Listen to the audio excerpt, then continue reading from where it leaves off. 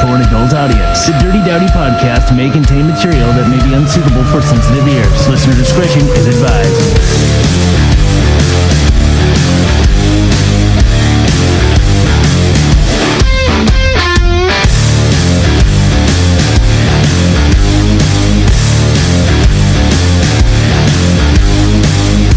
It's the Dirty Dowdy Podcast.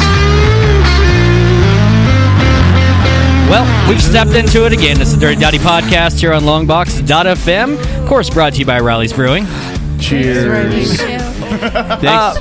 We're doing, and we've been talking about it. We're doing our debate tonight. We're going to be dealing with State Assembly AD31. But before we get started, of course, as we've been hearing the last couple of weeks, a certain legal statement. I have a special one prepared for tonight, considering the events of the last week alone. It follows as such. This broadcast is copyrighted by the fine folks at Longbox.FM, aka me, for the private use of our audience. Any other use of this broadcast or of any pictures, descriptions, or accounts of the show without express written consent of Longbox.FM, me, is prohibited. I also want to state that tonight's show has been put together by myself. All involvement in this show is at the direction of me. Meaning, if you want to swing a big legal dong at us, make sure you solely focus it at me and not my staff here at Longbox.FM. Also, stop following me in your truck. Yeah. All the weird stuff, please. You can let it stop now. So, that being said, tonight we are doing something special, a little bit different type of show than you're accustomed to if you listen to us. And for our new listeners, thank you for tuning in. I hope you guys keep tuning in. And you can follow us tonight and participate in tonight's show. Everything, the Twitter webs, the Facebook worlds, just search Dirty Dowdy or Longbox FM. The phone line is 492-0450. You can call in and ask questions to our candidates tonight. And we also will have the Skype. I hope I catch it and I don't hang up on you. If I do, send us a nasty message. And we got Cuddy working the chat room on YouTube. She'll let me know. And Jenny's holding the phone, so that way I won't miss anything like a moron. You won't hang up on them, you mean? That still may happen, but this time. Makes them look cool. So, first thing I want to talk about, as I have written down here, my opening speech. Tonight's show, we are going to be taking it pretty serious. We're going to be here talking to candidates in a way that you won't get to hear on any kind of normal broadcast in the Valley. Television, radio, print. We got swear words. Yeah. Woot. We're going to allow for long format with our guests to express their opinion on the matters that are at hand. We have reached out to all of them. Right now, Ted Miller is in the house. Clint Olivier is on the way, and Joaquin Arambula, I'm guessing, is probably not going to show up, as they have expressly sent to me in various emails of threatening manner that they will not be here. But behind my shoulder here, there is a seat that has a sign that says reserved for Joaquin Arambula. So the invitation is there. We will address him throughout the show, give him a chance. But apparently they didn't want me to use his voice from previous debates to match the answers to the questions. They were worried that maybe we would cut up and do something dirty with their audio. That would be terrible. Yeah. My goodness. How dare we? Shocking how that is. So, yeah, they were afraid we'd be doing something dirty. Oh, well. Go figure. On the Dirty Dowdy Podcast? I know. We have an image. Tonight, everything that we're going to do, everything that we are going to lay out is important for you guys. Anybody living in this area, you need to understand that your vote does count. It does matter. And as we've been working this week, kind of coming up with our questions, I came up with a list of 4 reasons why people don't vote or say that they don't vote. So I'd like to address this real quick. Take it. Number 1 reason why people don't vote. I don't want to go to jury duty. Well, you have a license, right? You're going to jury duty. They get you. They're like taxes. You're going no matter what. So that's weak. Number 2, I'm not informed enough, or I don't know. And Molstar, you and I were talking about that. I think if you don't know, in some cases, it's good to not vote. Correct. I don't want somebody countering my vote. But again, you can educate yourself with programs such as this one right now, or any kind of interweb device. The information's out there. All you need to do is listen to a candidate, find out something that they say. If it attaches to you, if it's something that you're passionate about, if you like water and you hear what Ted Miller here has to say tonight, and that strikes with you, you've got a reason to vote. So do it. Number 3, my vote doesn't matter. Well, bullshit. There was a case about 10 years ago in Kingsburg where the vote actually came out, I believe, 1,068 to 1,068, and it was decided by a coin flip. And the guy who lost the coin flip went ahead and sat in the chair anyways and ended up getting voted in by his buddies to continue being in that chair. So now your votes don't matter. Yeah. all it needs is one. And it's not just one. If you were listening to tonight's show and you really love Ted Miller, you really love Clint Olivier, or you love the chair that Joaquin should be sitting in, you can tell your family and your friends and impress upon them how awesome that person is, and you may affect now 10, 100 voices. Here, with our dozens and dozens of, actually thousands of listeners, our voices here do matter, and someone's going to listen to what we do, and someone's going to go vote. So your vote does matter in a way that you may not comprehend. The last one, just you're lazy. I think that's the biggest one. The voter turnout is typically weak. Now we got a special election coming up, which is even weaker. You do get to go out of work. They're legally supposed to let you go vote. It is a constitutional right. So enjoy that. Go vote and get yourself a sandwich. Use it as a break if you need to, but go vote. Stop being lazy. And if you vote, it gets you a chip in the game. You're allowed to bitch and complain about anything you want once you voted.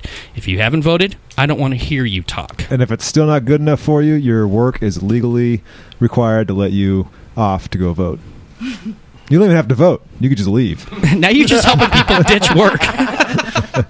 Still, we encourage anyone who's listening tonight, or not just listening to this show, just be active. I actually signed up yesterday online. It's not hard. It took me all of 3 minutes. A monkey can sign up, and maybe we need some monkeys to sign up just to get voter turnout. Don't know what party they would take, though. Green Party. Green Party? Okay. Banana Republic. By the way, Kenneth, I'm glad to see you wore a shirt with minimal stains. And it fits. And tightness. Yeah. What do you mean, by the way, asshole? And it begins with you. Tonight's structure, let me explain this real quick, and I'll have to explain when Clint gets here. But for you, Ted, tonight we are going to allow, as we ask you questions, it's not going to be a buzzer that hits at 90 seconds. Your thoughts on the topic at hand. I know that some thoughts cannot be expressed in 90 seconds. You can't fully flesh out a thought, and we want to know the truth and honesty from you, what you would do if you're elected for us in this valley. So you will get a chance to speak your mind all the way through. If you start to Jimmy Stewart me or get on your soapbox too long on something that doesn't matter, we'll call you down. If you Donald Trump me and spin the question around in that spin cycle of a mouth and spit back the same question, I will call you out on that. We're not going to allow that. We want to know Ted Miller and the Clint Olivier and the chair that is Arambula. We want to get to know those personalities. By the way, that chair seems kind of wooden. So it's more metal. Yeah. Arambula's metal.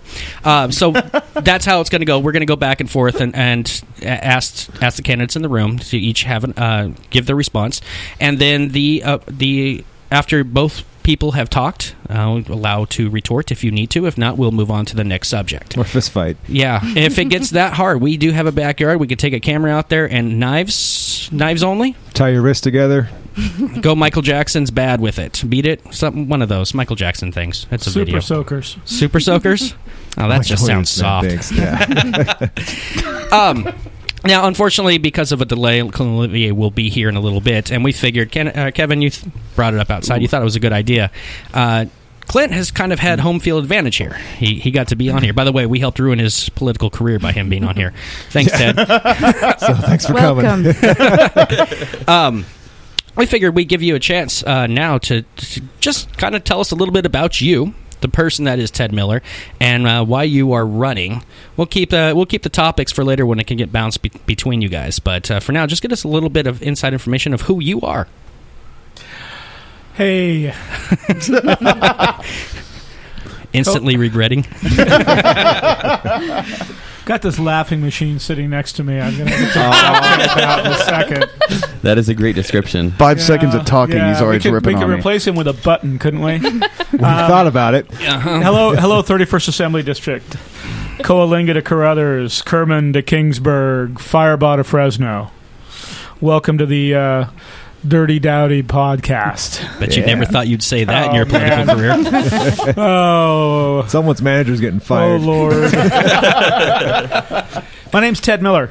I have lived in Carruthers for 9 years. I met a school teacher there, and that's what brought me to Carruthers. I was born in Montana. My grandfather farmed on a farm that was, you could throw a rock into Canada. And he was a dryland farmer. He planted his wheat, and if it didn't rain, he didn't have a crop. He also raised cattle. The town, I was born in the town of Havre, which is about the size of Firebaugh. My family's from the town of Turner, which is 75 miles away. So to put it in context, my family had to drive 75 miles for me to be born in a town the size of Firebaugh. So there you go. I'm a pretty small town. Grew up in Los Angeles. After high school, I went to the University of Southern California and got an engineering degree. So I lived in downtown L.A. behind the Shrine Auditorium. It was great when they had the Academy Awards, and they'd roll out the red carpeting and everything. After college, I went to work for HP. Eventually got into aviation. Started flying. Moved out to Hawaii. I've lived in, besides Los Angeles, I've lived in Santa Rosa, Hawaii, New York, Boston, short stint in Alaska as a bush pilot. Wow. Had some adventurous, one step ahead of the law, as they say. I'm liking you so much right now. Careful. Down, big boy. He's not very big. Eventually, personal experience. Nope. Eventually, I went back to school and got an MBA. Got into consulting. Back into aviation. Was an assistant chief pilot for an airline in New York. I worked at LaGuardia. Kind of learned to love mass transit living in New York City. What else you want to know about me? I've had some athletic experiences in my life, which kind of defined my definition of endurance. I rode a bicycle, a touring bike that weighed 75 pounds with all my gear on it, and I rode from Vancouver, Canada to Tijuana, Mexico. 2,004 miles in 21 days. I'm tired right now. Which I later figured out was about what the Tour de France is. They ride about 2,000 miles in 21 days. I did it on a bike that weighed 75 pounds with gear. And both testicles. Two testicles. I've ran 6 marathons, did the Ironman, and paddled an outrigger canoe to Catalina from Newport Beach about 10 years ago. That's my most recent athletic achievement. So I've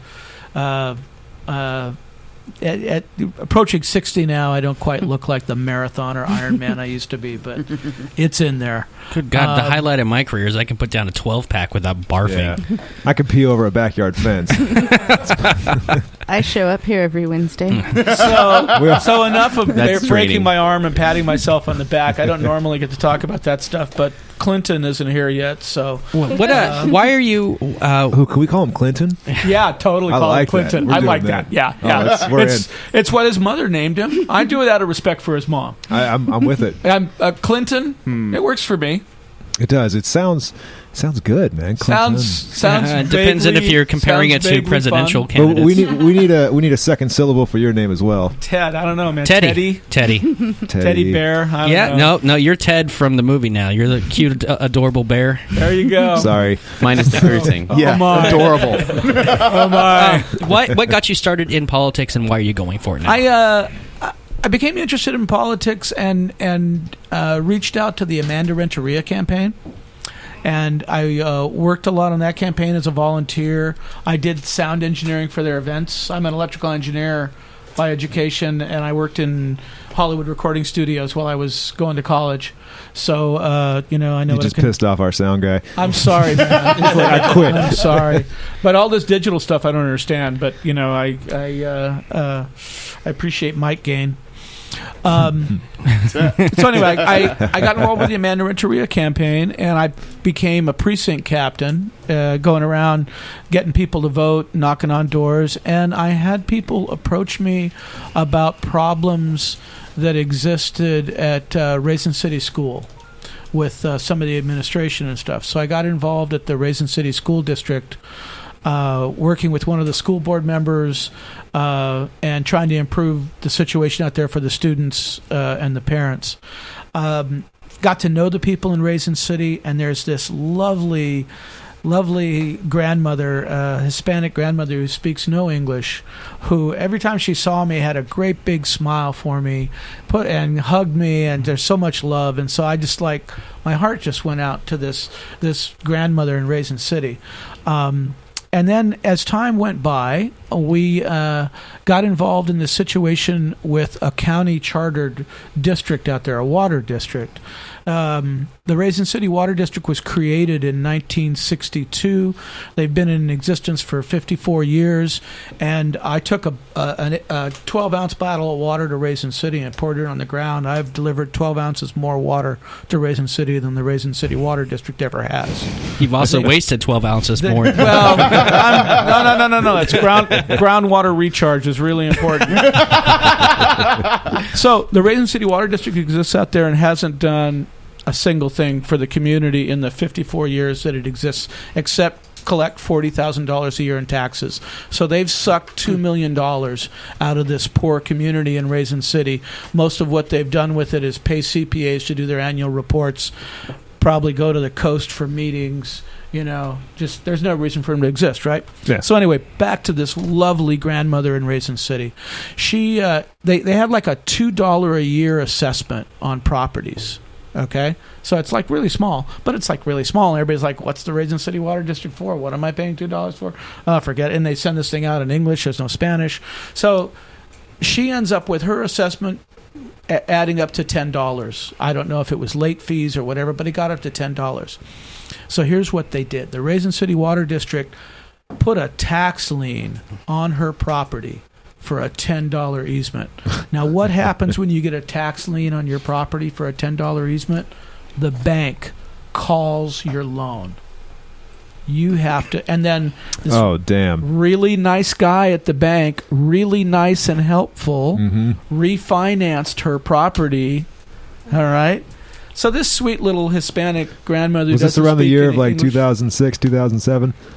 Yeah. No, shocking. Yeah. Damn. Yeah. God damn. So, she's probably got a 7th grade education, if that. But most people, she's like, well, my payment went up $15 a month. Yeah, but it also extended about 12 years or something. It probably cost her $3,000 to $5,000, if not more, for that $10 easement. So she got Sounds about right. righteously taken advantage of. Okay? This agency that did this, the Raisin City Water District, came up for review with the local agency commission that oversees these people. I went and spoke passionately about this project, about what had gone wrong. And we had lots of members of the community that spoke about this. And 3 Democrats, and this committee was largely, there was not one Republican on it, a couple appointed guys, one Republican guy, and then 3 Democrats. So they ran the committee. Henry Perea, Brian Pacheco, Daniel Parra, Democrats. They voted against this grandmother from Raisin City. We asked them to make these guys do the right thing, do something about this agency, extend their whatever they had to do, put them on a short leash is what we wanted them to do, and we wanted this agency to do something about this situation. No, they voted against this grandmother in Raisin City because she didn't have a lot of money. This agency and some of the guys there had money. So this is your inspiration to getting into the fight. So Henry Perea especially, but also Brian Pacheco and Daniel Parra, who called themselves Democrats. Sound like you have a hit list ready. Got it, dude. Yeah, and I'm on Dirty Dowdy, and man, I'm ready.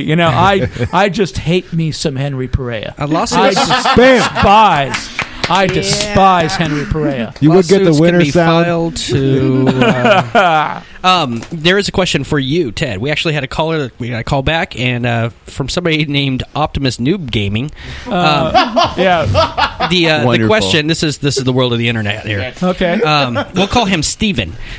Steven wants to know: will you pledge now to your future constituents that you will actually finish your elected term or terms in office before leaving, unlike Perea and Olivier? I will, barring health issues. I mean, yeah, I'm not going to leave for a lobbying job. You have to promise that you won't die. I promise I won't die. I hereby raise my hand, put my right hand on this Playboy. This table's a bobble. Yes. Use this Riley's Vixen. Yeah, exactly. Yeah, Jonah Vixen. Yeah, we've all taken that pledge because, I mean, Henry Perea, this is Henry T. Perea, the younger Perea, left this job to go be a lobbyist for the pharmaceutical industry. Now we have a medical doctor who used to live in Clovis and used to be a decline to state as a voter, and now he lives in Kingsburg. He moved down to Kingsburg and changed his registration to Democrat so he could run as a Democrat. Anyway, he's a doctor. He's got in the reports, he's raised $1.1 million directly. The PACs supporting him, two of the PACs have raised $500K. The Democratic Party has gotten untold amounts of money. We were talking about all the mailers. I got 3 or 4 mailers today. They have a printing machine. Well, and that printing machine costs a lot of money. Yeah, we're framing one of those actually. When you're talking about 455,000 voters, there's probably on the order of 120,000, maybe 150,000 households.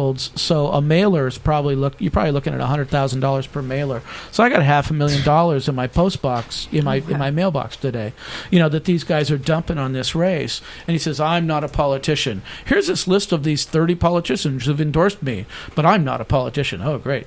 So as I started to say, I mean, Henry T. Perea left. He abandoned the voters, abandoned his seat, abandoned his post to go to work as a lobbyist for the pharmaceutical industry. Now we have a doctor who's got $1.5 million, $2 million, $3 million dumped on him by the medical business. 75% of his money comes from doctor PACs, medical PACs, hospital PACs, doctors. It's PACs all over the place, and they're all doctors and medical, right? We'll get on to medical PACs and money and how much we spend on. Yeah, I'm not into this stuff at all. We actually have a question. Another question. Okay. Yeah, shoot. Actually, we're calling him back right now. So. I guess the question was opinion on. Well, let him ask you. It's one of our favorite ex-guests who thinks so highly of us that he said that we have a couple dozen listeners. I can hear something. Is he one of our couple low dozens? Yeah. Yes. Welcome to the Dozens and Dozens podcast, Philip. How you doing?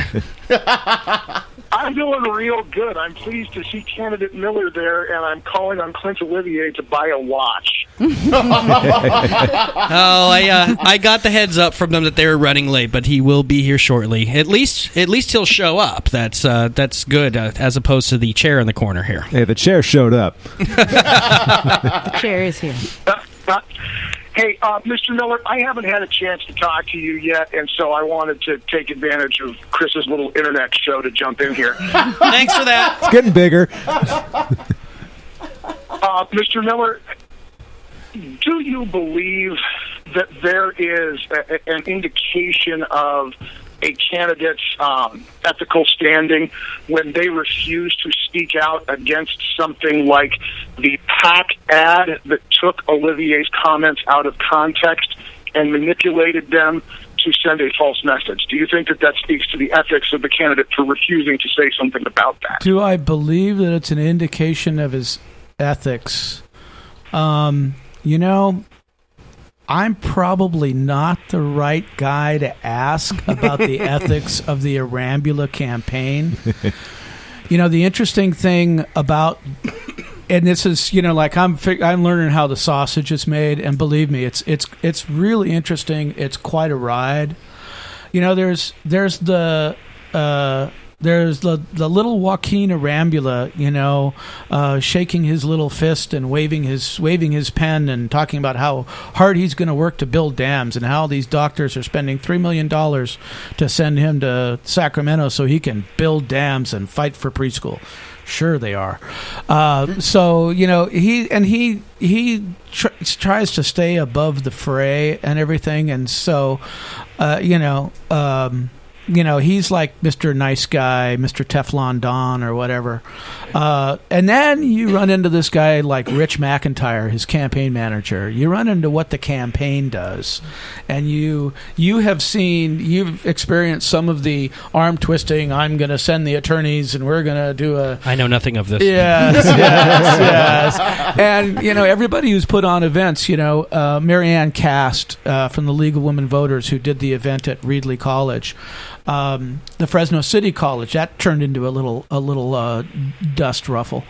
Everybody who's held an event has experienced the Arambula campaign goes out of their way to try and keep me out of any events. What happened there was a debate on KC24 10 days ago or so. On February 16th, 2 days after Valentine's Day, I was invited by Evan Onstadt to be in that debate. Evan Onstadt says, happy journalist, hey, Ted, we want to have you in the debate. Okay, Evan, I'll be there. Okay, great. That'll be wonderful. 2 days later, the medical PAC supporting Joaquin Arambula placed $40,000 in ads on KC 24 and 47. We have a weird scenario in Fresno, by the way, but 24 and 47 are owned by the same company, okay? Which could not happen before we changed the laws under Reagan, I think. So anyway, 2 days after I was invited to the debate, the PACs placed $40,000 in ads. 2 working days after that, there was a weekend in between, so there was 4 days, but 2 working days after that, I was disinvited from the debate.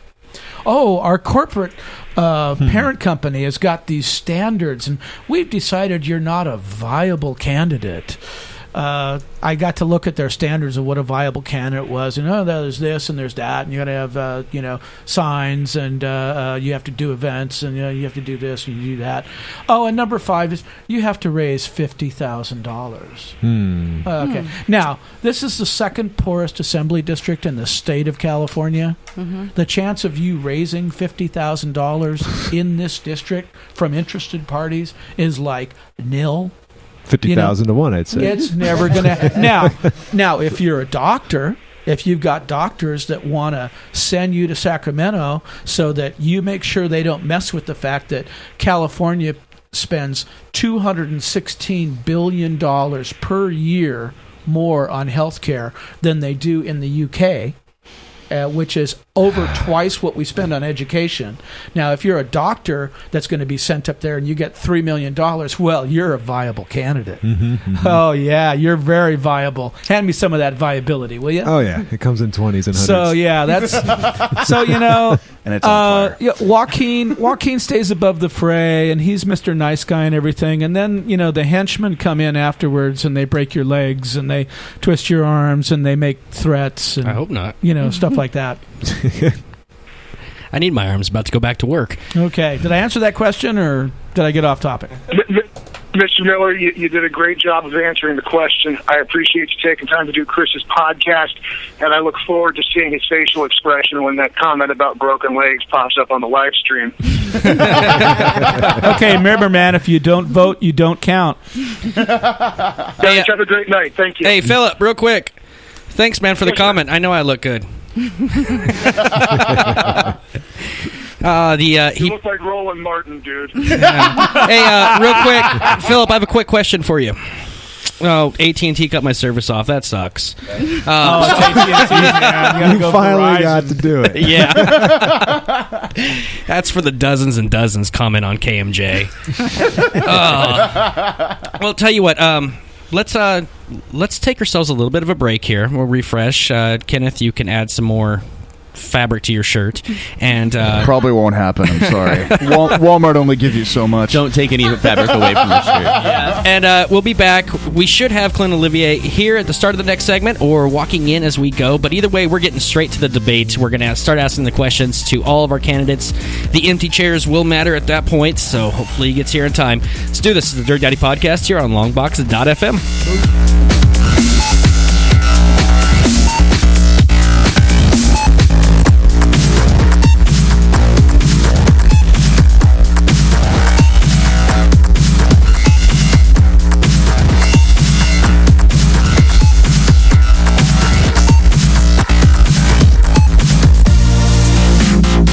You're listening to the Dirty Dowdy Podcast on Longbox.FM. Hey, what's up? This is Lars Ulrich from Metallica.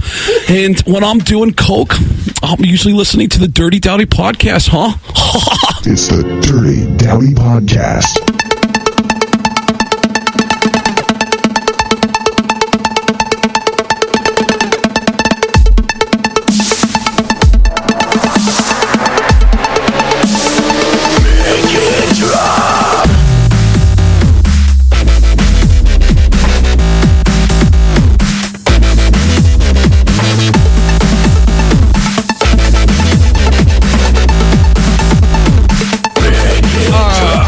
Dirty Dowdy Podcast is back here on this very special election podcast episode here on Longbox.FM, brought to you by Riley's Brewing. Thanks, Riley's. Cheers. Thanks, Riley's. Yay. And normally Molstar jumps on that, but I see he's feverishly writing questions. Nothing. Notes, not questions. Clint Olivier will be here momentarily, but that is not going to stop us from what we're doing. I'm sure he's listening. I know his campaign. I know some other people are listening. So he will be popping in. When you come in, Clint, just pop on in, sit down at your chair, and grab your headphones and be ready. We're going to get to the question here shortly. First, I'm going to address the people here that are running for state assembly. We got Clint Olivier, which we'll be talking to here momentarily, and we have Ted Miller, who's sitting here hanging out with us. Actually, awesome talking to you guys off air with you. You are a lot of fun. How's it? I believe you used the phrase this weekend as we were on the phone. Bromance. No, I don't think I used. I don't think I invoked bromance. I will. We had some fun talking about the my Democratic opponent's campaign staff. Or manager in general. At the very most, you two had a bromant. Bromant? Yeah, that's it. Yeah, that could be it. There's a hashtag. We had a brief bromant in time. And the hashtag bromant in time. Yeah, that credit's going to go to Ted. To address the other candidate sitting in the empty chair behind us. It's hard to get a job when you don't interview. That's all I got to say about that. If you want to run, got to be hungry. We want people who have a clean campaign, who show some honesty, show some character. We're getting character from Ted tonight. We've had Clint on the show before. We know that he's a guy that is great to talk to. Personable, someone that you can feel good about. And all of my interactions so far on the Arambula side, I'm very disappointed. No, we want to feel that way with Arambula. We do. We want to feel that niceness. The invitation was there. Unfortunately, they haven't taken it. Ted, here's my experience. Being in this other chair, watching the games that go on. I alluded a little bit to. I was ejected from the KC-24 debate. Evan Onstadt wanted to be a journalist, but then the corporation came in and said, "Hey, dude, we're in this for the money, and the money's over here. So kick that guy off there." My experience with observing the Arambula campaign, if you will, is that they really want to have control over the debate. They want to have as much control as they can exercise, and they get that control by exercising by spreading money around. That's the only thing I can figure out. There's been some things that happened in the previous debates. The League of Women Voters, I think it was really clean. They went into that. That was well done. there were a few shenanigans around the Fresno City College debate that looked like some of the people involved with that were strangely motivated to do things in favor of the Arambula campaign. I can't imagine how a campaign with $3 million at their disposal would be able to strangely motivate people to do things in their benefit, but somehow... It's so weird. It was so unusual, yeah. Just Usually sort of the they have stars- rules against that, the don't they? stars aligned. And, Rules. Son of a gun. So I think that the reality is that, you're not for sale. I think, you're doing a... Well, I want to be. Yeah. I really do. Yeah. And when you are for sale, I'm sure that they'll buy you and then all the fun will be over. But until then... No, honestly, I mean, the people at... some of the local stations, they've been great. 96.7 Power Talk FM. They did a nice debate. I think that was really clean. And they invited me in this afternoon. So, not everybody is under the thumb. The local NBC CBS affiliate has... Cha-ching cashed the checks, and I think that I can see where they're going. I got a really nice interview on the local Fox station with Kim Stevens. She's a very nice person, a great interview, and they posted that today. So that's on the Facebook page, facebook.com/Miller4Assembly. The 4 is the number 4. There's no spaces, so you can go there and check out how I post a lot of things about Bernie Sanders and how Bernie Sanders really rocks. And we should legalize marijuana. I appreciate that comment. Yeah. We're gonna have Clint actually calling in as he's driving here. Clint. Clinton. And still, it's more of an effort than the third guy for this race. Clint, how are you guys? How are you doing? Oh my goodness! There he is. I don't think I've ever been this busy in my life on the face of this earth. Oh yeah. Well, I guess that means I'm doing well. I mean, I'm alive, but been very, very busy. Well, and which let me just apologize off the bat right now. For being an hour late, and I had a scheduling thing, and I just appreciate you still going to have me on, not lock the door on me. It's all right. You're still the first minute you're here. You're still 1 minute here faster than Arambula. So congratulations on that. But if Arambula shows up, we're locking the door. Ooh, challenge. Is he's not there? No. But all right. you sent the invite, right, Dowdy? Yeah, the invite was sent out and in legal form coming back to me. So let's. Yeah, Clint, Ted's here. I'm waiting for you to get here so we can talk about the Unison cell tower deal. Is that you, Ted? Yes, sir.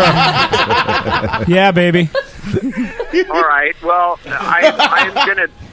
Ted, I'm glad you're there. And you know what? Aren't they the most wonderful group of young people? Oh, now he's flattering us, but he's right. They're kind of stiff, and they really need to learn to let their hair down a little bit and relax. I mean, you kind of tell they've never done this before, and but they're starting to loosen up a little bit. That's the Rileys. Me and the Libertarian have been talking about Atlas Shrugged, and everything's great.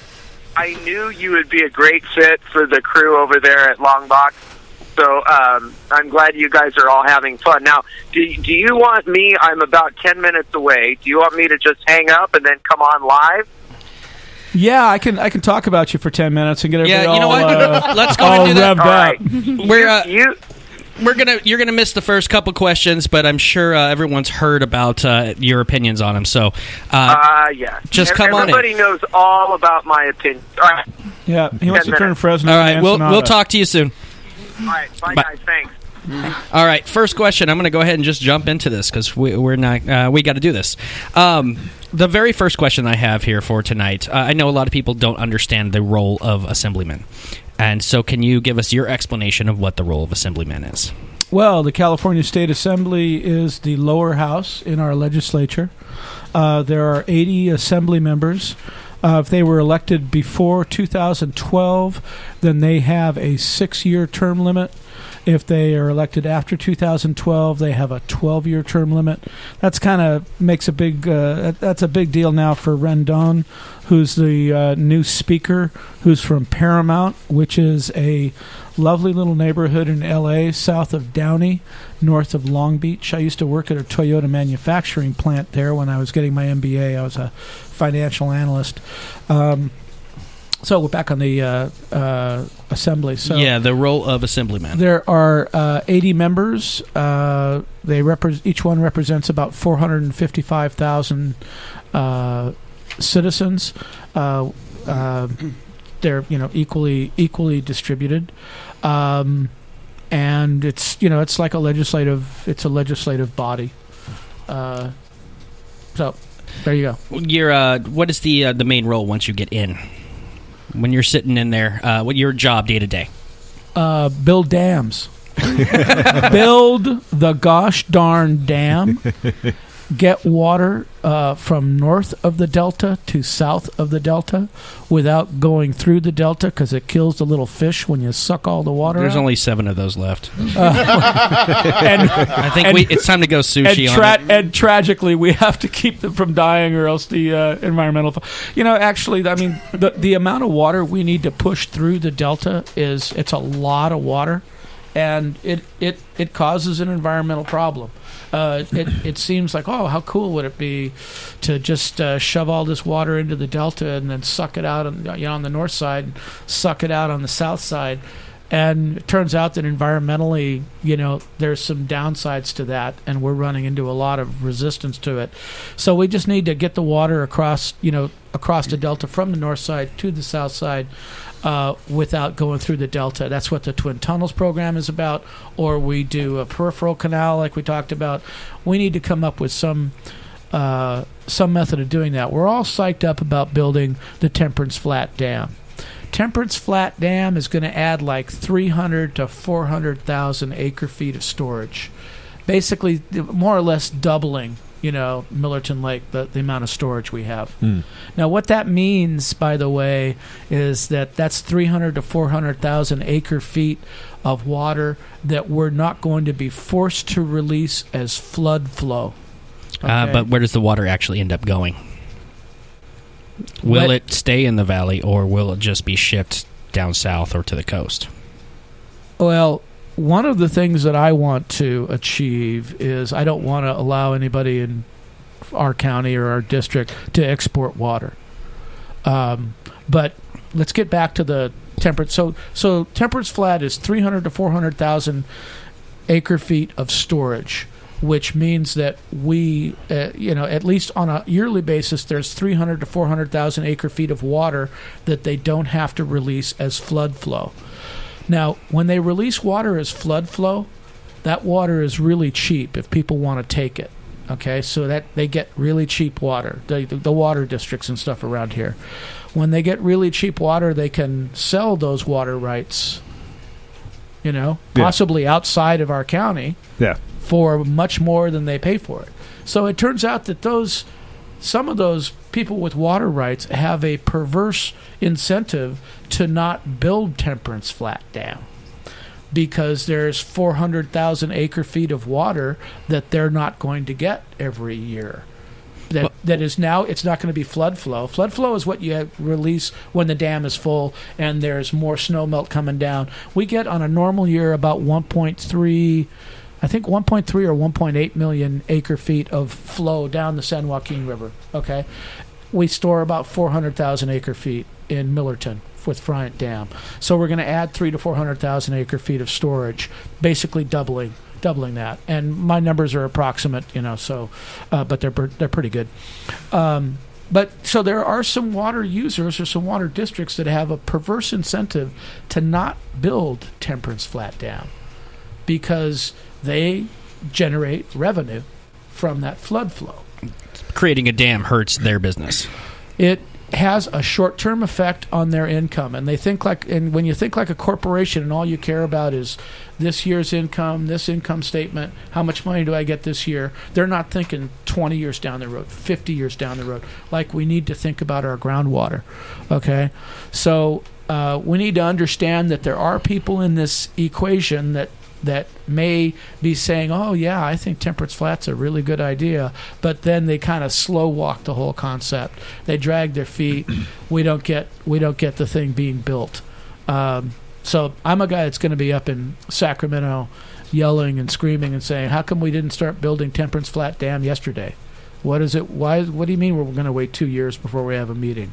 I don't think so. So it takes time to do everything, doesn't it? Water. We obviously water rights. It's now doing a little bit of research on this. I realized that I'm trying to figure out a good way to get some facts and understanding of water in the same way I would like to just become an architect in 24 hours, and it's not possible. That's like a 6-year project. I think it kind of boils down to whose ox is getting gored. There's some very old water right laws that are going back centuries.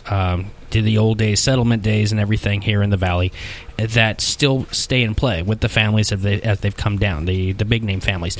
Is there a point that is it even possible to get those just eradicated and say we need to start fresh? We need to understand we have a natural resource that is scarce and we need to redistribute in a proper way. Is there any way that gets done? Or is there too much money and power to even consider that as a reasonable quest? I think it's more the latter. I think, when you look at this Byzantine, some of the things that we go through in order to achieve what we need to achieve to distribute water around California and to deal with our water, we have water rights issues. We have environmental concerns with moving water through the delta, and that complicated maze that we have to go through to achieve our goals makes things kind of difficult. It would be, and I haven't spent a great deal of time delving into this really complicated subject. I've spent time educating myself, and the people that I've gone to, the experts in this business that have educated me, have kind of helped me understand that that is really so Byzantine and complex and nonsensical. There's not like 3 basic rules that you understand and then you got the thing. No, it's not like that. There's riparian water rights and there's these water rights. So even in an apocalyptic society or situation where water is now the currency of the world, there's still no. Well, I guess in that world, I'm an idiot. There's no way. If you got it, you win. There's just, we have to work with what we have. So whatever little share gets pieced off somewhere, we have to work with that to give to the farmers. The thing that impacts our situation the greatest, from the level that I've dove into this, which is as an engineer and a guy who's just dug a 400-foot deep, well for $20,000. The thing that I've learned, we talked about Temperance Flat Dam, 300 to 400,000 acre feet. Shasta Dam is 4.5 million acre feet. So it's like 11 or 12 times Temperance Flat Dam in the amount of water that it stores. And there's other storage basins on the north side of the delta. What we learned from that is that we have a lot of water north of the delta and a lot of our storage. And if we're going to get more water, it's probably, and a deal just collapsed about this, getting water from Oregon, but hopefully we can get back into that. But if we're going to get more water, other than desalination, which is kind of totally impractical, it's impractical for ag because it's way too expensive. It's practical for other things, but it's still expensive and it has a high carbon footprint. So now we're back to warming the planet.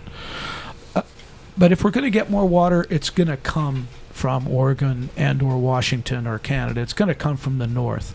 It's not going to come from the south. It's not going to come from the natural resource is stronger out there. It's not coming from the Colorado River. It's not coming from Arizona. It's going to come from the north. So if we do get more water, we're going to need to get it across the delta. We're back to the problem of the delta. So we need to deal with the problem of getting water across the delta without messing up the environment of the delta. Can't we just put some vape out and distract the hippies that are blocking construction? My plan, I've got what I consider to be we're gonna the Twin Tunnels project or a peripheral canal or something, but probably the Twin Tunnels project, and we're gonna get support from the hippies to get more water into the Central Valley, because I'm gonna tell them we're gonna use that water to grow marijuana. And you can put that water in your bong. Really? We're going to grow really, really good marijuana. So you're going with the carrot there, I see. There you go. Yeah. Yep. They'll forget all about the smelt. Well, they can eat it as sushi when they get high. Or use it as bait for more fishing. We know Clint Olivier's view on water, and it's not that it's a luxury, so just forget about that. If you have any questions, go to my website. You can find all the debunked myths that the opposition put out. And speaking of the opposition, I do want to give a chance to give a voice to Joaquin Arambula on his views of water. Joaquin? Someone shake it. Well, I gave him an opportunity. Let's move on to the next question here. Another big topic here in the Valley. High-speed rail. Now, this was voted on a few years back to be coming through. I know I made a glib comment to you on the phone, Ted, the other day about, when's construction going to start. You told me to go out to the Tuolumne Bridge. And yes, I understand they're starting construction. I have my thoughts that it takes forever and ever for these things to get done. And the budget has ballooned. So your thoughts, views, and what will you do with it when you if you get elected? Well, it's destruction right now more than construction, but we're moving there. How'd you like that? Array explosives.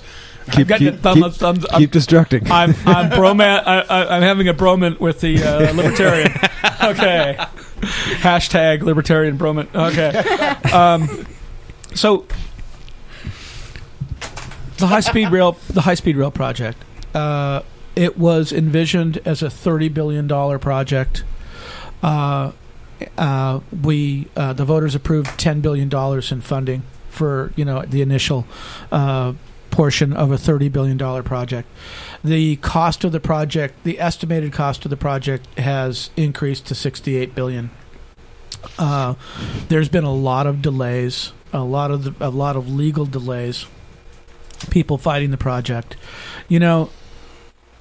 It's a big project, but people are the way people talk about high-speed rail, it's I was born in 1956. I'm 59 years old. So in 1960 I was 4 years old. In 1969 I was 13 years old. So between the ages of 4 and 13 we had the Mercury program, the Apollo program. We put a man on the moon. Supposedly. We built... Allegedly. Oh, my. Oh, Lord, I really am in crazy land. We built a space shuttle, and we built those things in Southern California, which is where I went to school. And when I was 13, I used to go to Rockwell International in Downey, and I was programming an IBM 360 mainframe computer. They had an outreach program. So, there were a lot of benefits to our society, and benefits like these smartphones, and all the stuff that we achieved from the space program.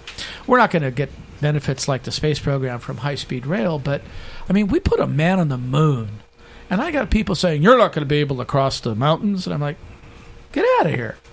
In World War II, we built enough airplanes to block out the sun. We put a man on the moon. We built the space shuttle. We've done great things in California. Spain can build high-speed rail. Italy can build high-speed rail. China can build high-speed rail. France, then what Germany, are we doing and wrong? We can't. We don't have any money. Well, part of why we don't have any money is that Arambula guy and his doctors, we spent $216 billion per year more on medical care in California than we would spend if we were spending money like they do in the UK. We spend in 2013, $9,000 per capita, per person, every man, woman, and child in this nation on healthcare expenses. That's $2.5. Okay, hold it. Let me before I pivot to that. So $9,000 per capita. They spend $3,600 per capita in the UK. So they spend $5,400 we spend $5,400 more per person than they do. That adds up to $2.5 billion in the 31st Assembly District that we spend over and above what they spend in the UK. That's $216 billion in the state of California every year that we spend over and above what they spend in the UK. So is your solution, though, then to be taken away from some sort of medical side of things to help fund this, to keep it going?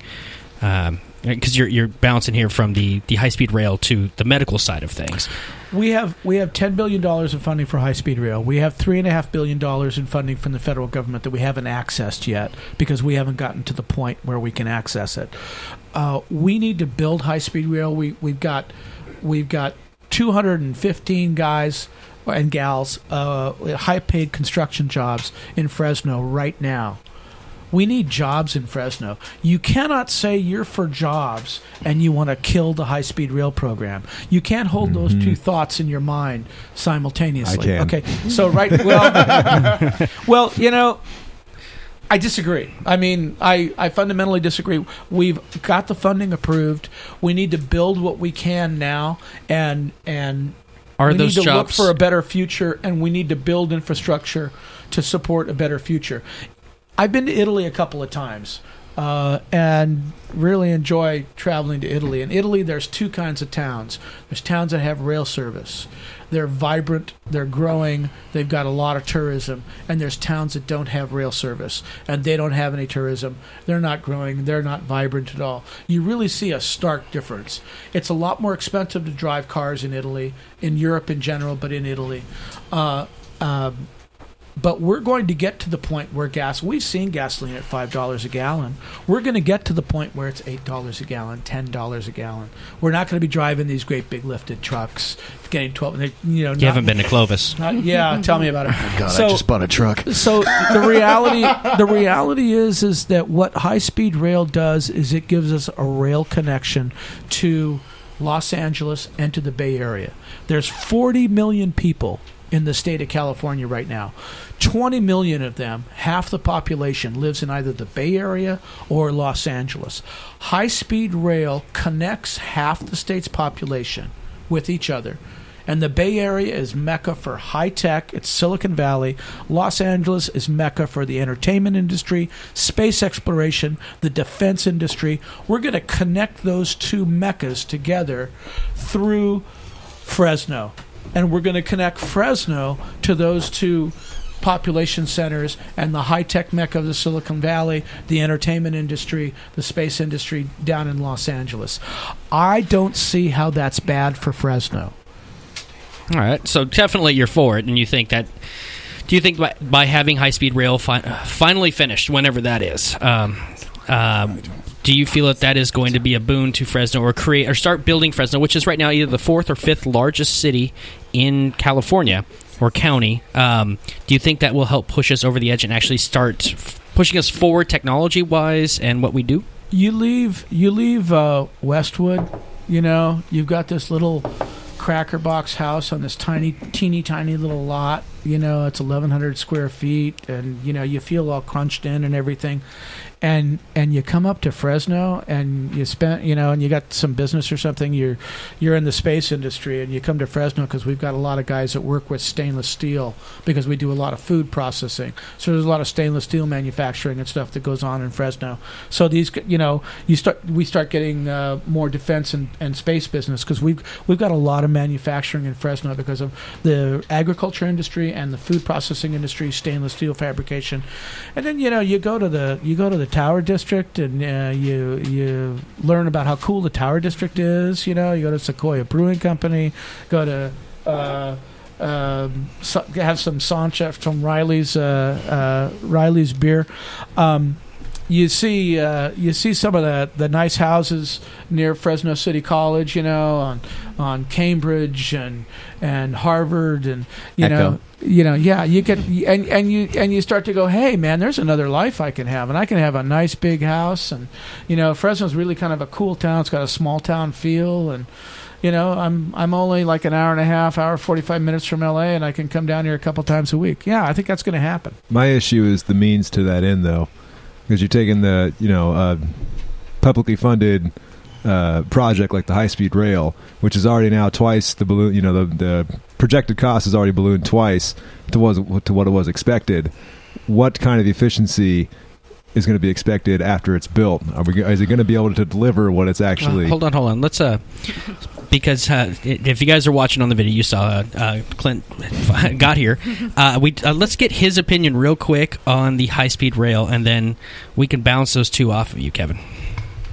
Cool. First, let me just say thank you so much for having me back. Thank you for your patience with me today and for me getting here tonight. Ted, it's good to see you, as always.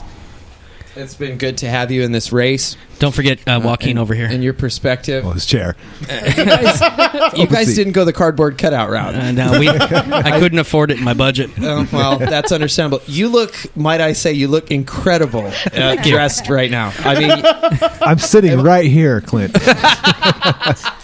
Dowdy's vest is nicer than yours. Oh, snap. Yeah, his is buttoned too. Ouch. But that is a fake tie. It ends right at his vest. Nope. Does it? Is it a full thing. It's not a clip-on? Not a clip-on. Okay. I'm legit. You know what? I am so happy to return to the scene of the crime. Had it not been for this program, Arambula campaign would have had absolutely nothing to say. Yes. There would have been something. They would have found something. But you guys have made Joaquin Arambula what he is today. So I think that we should give him. Still waiting for that advertising check. Thank you, Dirty Dowdy Podcast, and everyone sitting at this table, especially the libertarian guy at the end, for making Joaquin Arambula everything that he is today. So, all right. So with that, all right, let's take a break. No, I don't favor the project, and Ted's heard me say it before. It started, the proposition that people voted for. It was for $10 billion. The ballot initiative promised people could get from the Bay Area to LA in like 3 hours. But now it goes from San Jose to Shafter. How many people in here have ever been to Shafter? Yeah, I've been there. I think I drove through it once. Wow, you actually got it. Okay, I'm surprised. But anyway, Shafter. I'm all Look, over the it place. was People 10. in Shafter are pissed that you're kicking Shafter. Hey, their district. I'm sorry, it's Shafter. not in the district. Really. It's not in the district. And, Clint's just rude. I'm sorry. It went. Now, this is the kind of debate I like. There you go. This is good. Yes. No, it went from $10 billion and it went up to $68 billion. Now it's at $64 billion, and they changed the alignment. My problem is that it's going to require massive subsidy from our kids and our children's children. And there's no high-speed rail line that runs in the world right now without subsidy.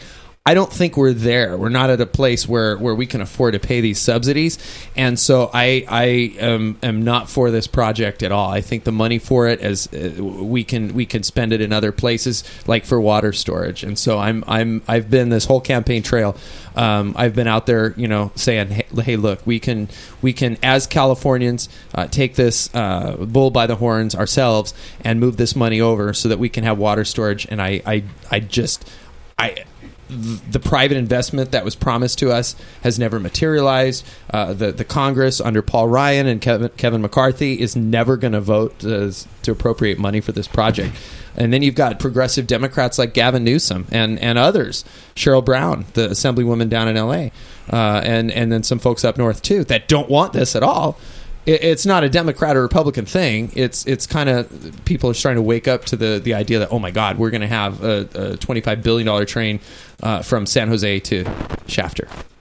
Well, Clint, I mean, it's become clear to me that you've never met any kind of a infrastructure program or a tax that you're not opposed to, and I understand that. I mean, you're the Tea Party guy, the Prop 13 guy, and stuff like that.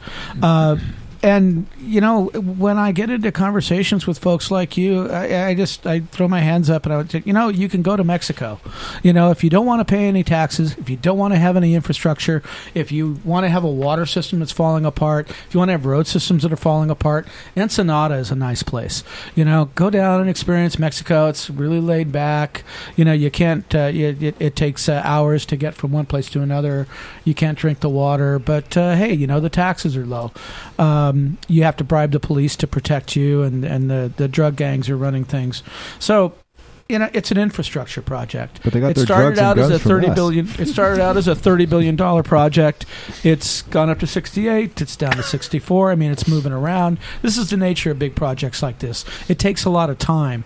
We've had the Tea Party Republicans down in Kings County fighting it tooth and nail.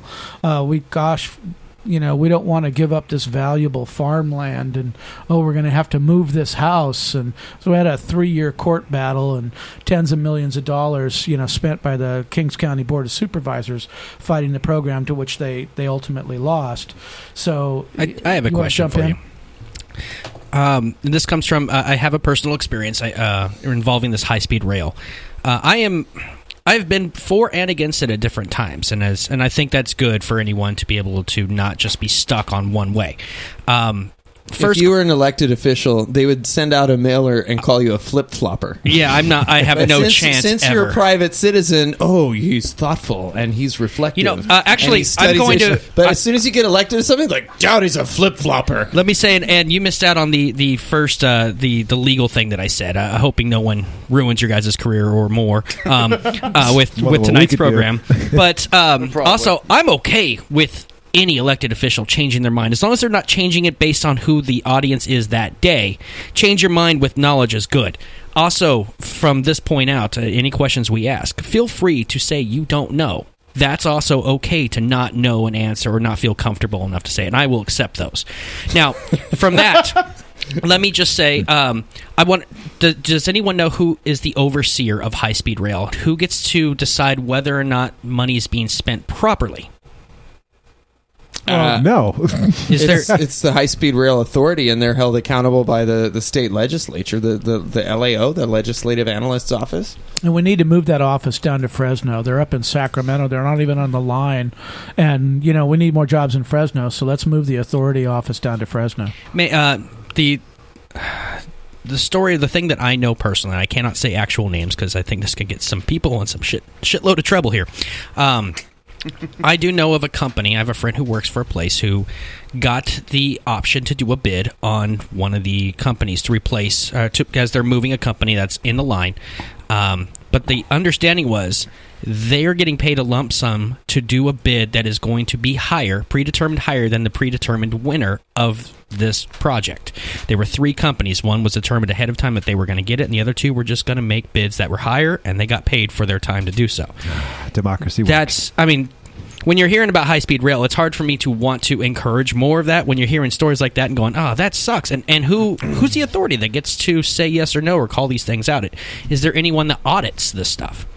And you're saying high-speed authority. Do they just have all authority? There's oversight from, I would say, the LAO, the Legislative Analyst's Office, looks into that stuff. I don't know if they have an outside auditor. I'm guessing they probably do. I would love any kind of outside auditor with everything politics. But. It's difficult to respond to something like that. If there's three companies that have the capability of tearing down the Tuolumne Street Bridge, and there are various other bridge tear downs or whatever kind of construction they have to do, and these guys all figure out, hey, you take this one, I'll take that one, I'll bid high on this one, so you get that one, and could that possibly happen? Yeah, I guess so. And business is business, and I understand if there's trade-offs, but how many times is it trade-offs and it's all okay and fair, and then how many times is it just dirty?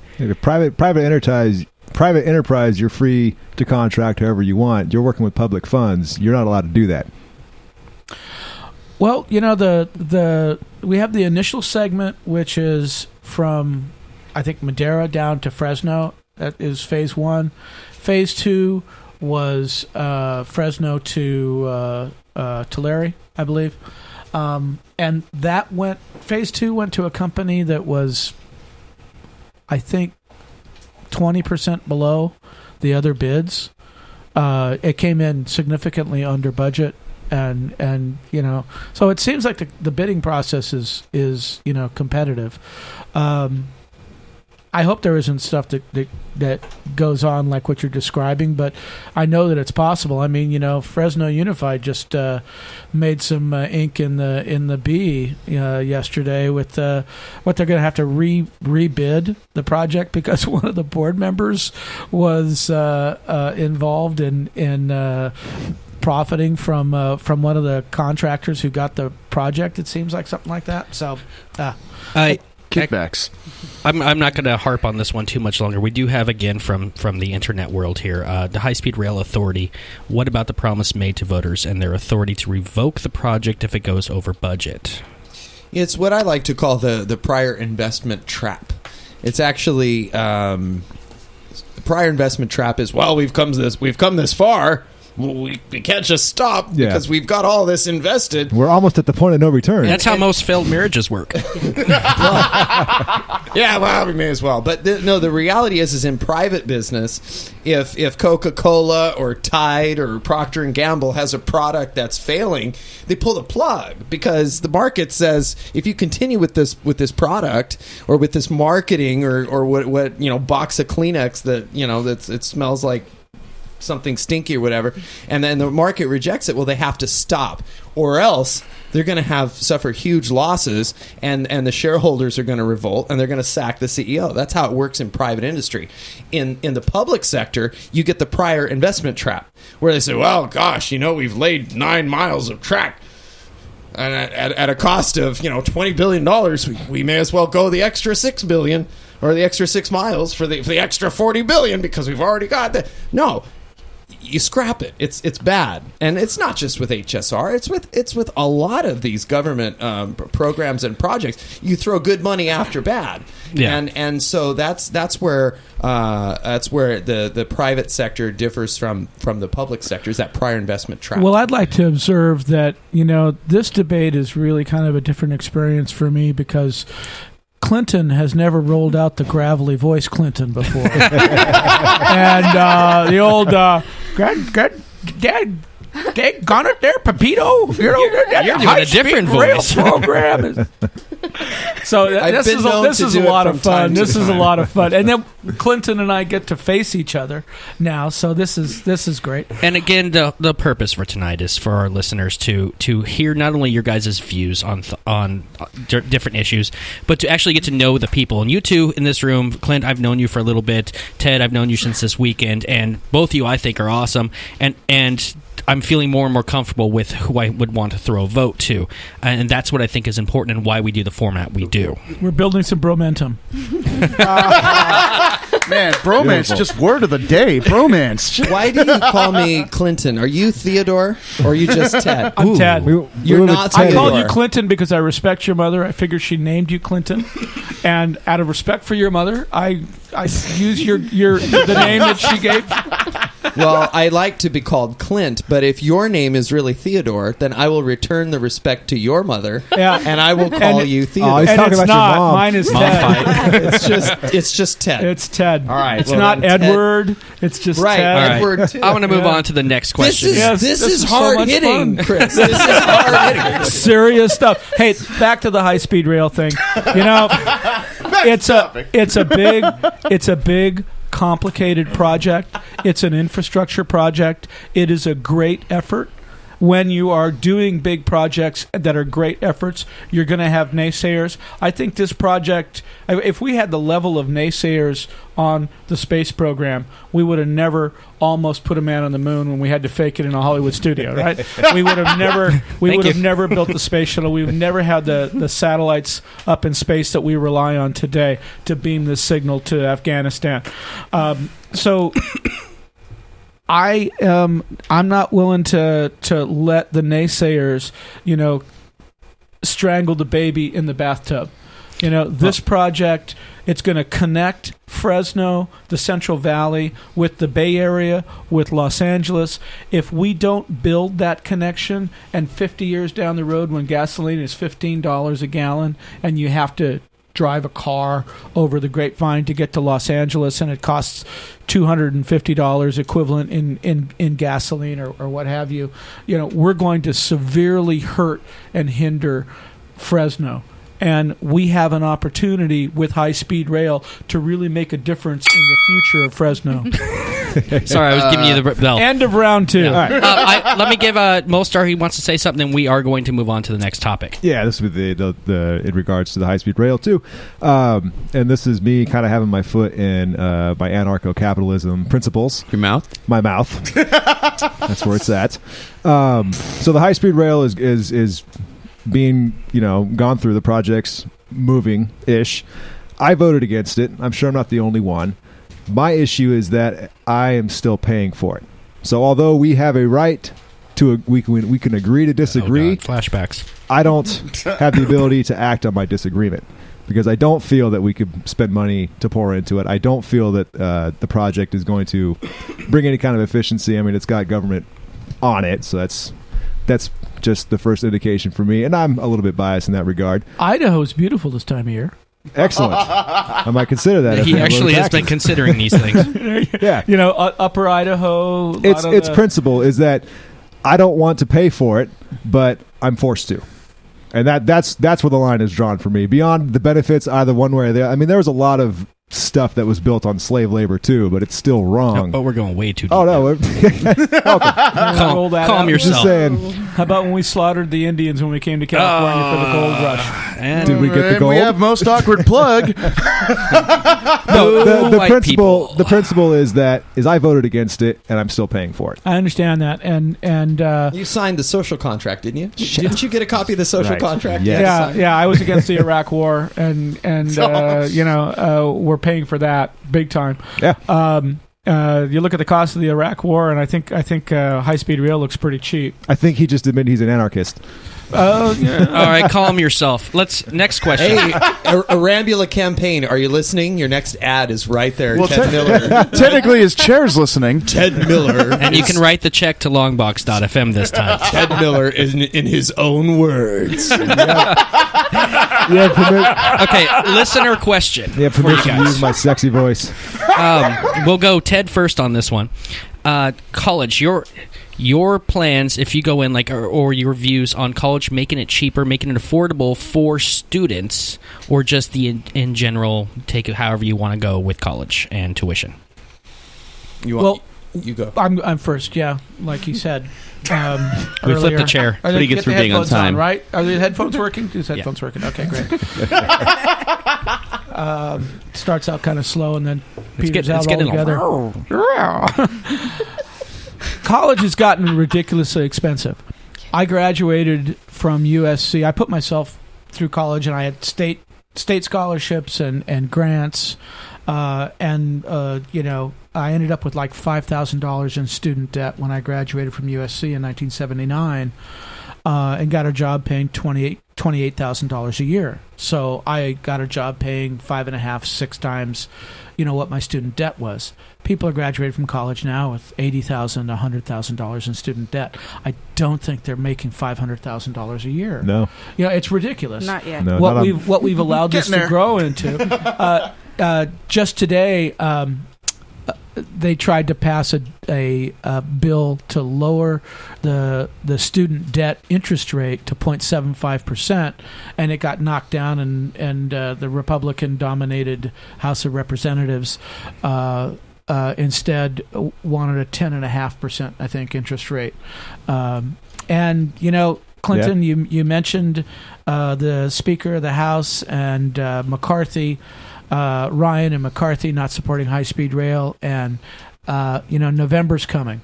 3/4 of the House of Representatives is up for election in November, and we're going to see a lot of excitement around the election in November. It's a presidential year.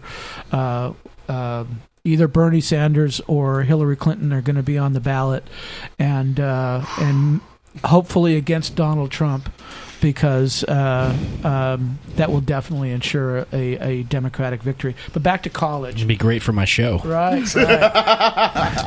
College has gotten way too expensive. Community college should be free. It's $50 a unit for community college right now.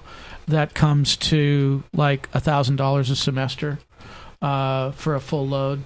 $900 and some odd dollars per semester. That seems That seems pretty expensive for a community college when it used to be virtually free. I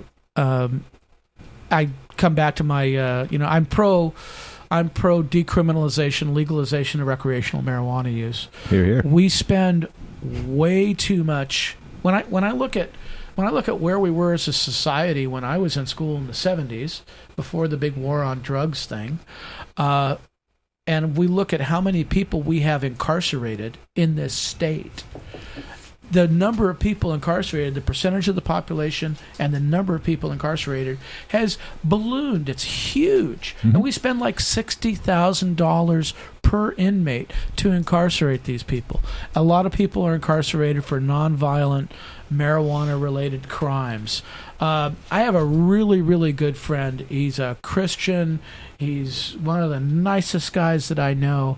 His son-in-law was arrested for growing marijuana in Mendocino, and he's in prison. And because he had a firearm on the premises, because it's a cash business, and got to protect your property. Second Amendment and stuff like that. But because he had a firearm on the premises, the term of his imprisonment was vastly increased. I'm kind of wandering, but back to college. So we're going to legalize marijuana. We're going to be careful there now. In November, when you say we are, we will talk about this later. We might want to think about doing it in the assembly instead of this crazy, proposition process, because sometimes propositions say one thing and they do another, like the water not trains proposition that they we're going to take all that high-speed rail money and we're going to build dams instead. Actually, no, you're not going to, because what that's going to do is throw the whole mess into the court system, and you're not going to build anything for like 10 years while the attorneys make a lot of money on their fees. Okay. Hold on. Let me keep the focus on college education and stuff. You're saying you want to try to find a way to make community college free. It should be. And then standard college, we're going to spend less money on incarcerating prisoners. We're going to save a lot of money because we're going to, shorten or end the prison terms for the people that are in prison for growing pot in Mendocino, because, hey, now it's legal. Now we got a job. You sound like you're making a lot of bold claims, like I know Arambula has got in his ads. He's going to fix Sacramento. That's a bold statement right there. I added up Arambula's spending wish list, and he's at like $79 billion of all the stuff that he wants to do. Yeah. He's never said no to any project, and he's never said no to any tax. Yeah, Arambula is he is everything for everybody, because what he's in my humble opinion, and from observing, basically the medical PACs, hospital PACs, and doctor PACs have backed up the truck, and they've dumped millions of dollars on his campaign, and that's what's paying for all those direct mail pieces. I got 3 or 4 of them today, and they're like 80 grand, 100 grand. I think I got piece. 4 today. Yeah, 4, right? The one pointing to the Longbox FM thing.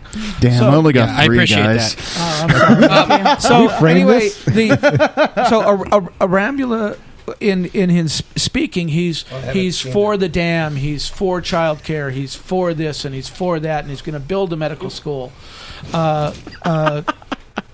And I don't believe that the doctors and the medical PACs and the hospitals are sending him to Sacramento to do those things.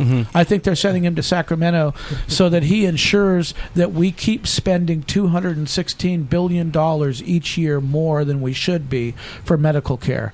California needs to go to single payer medical care.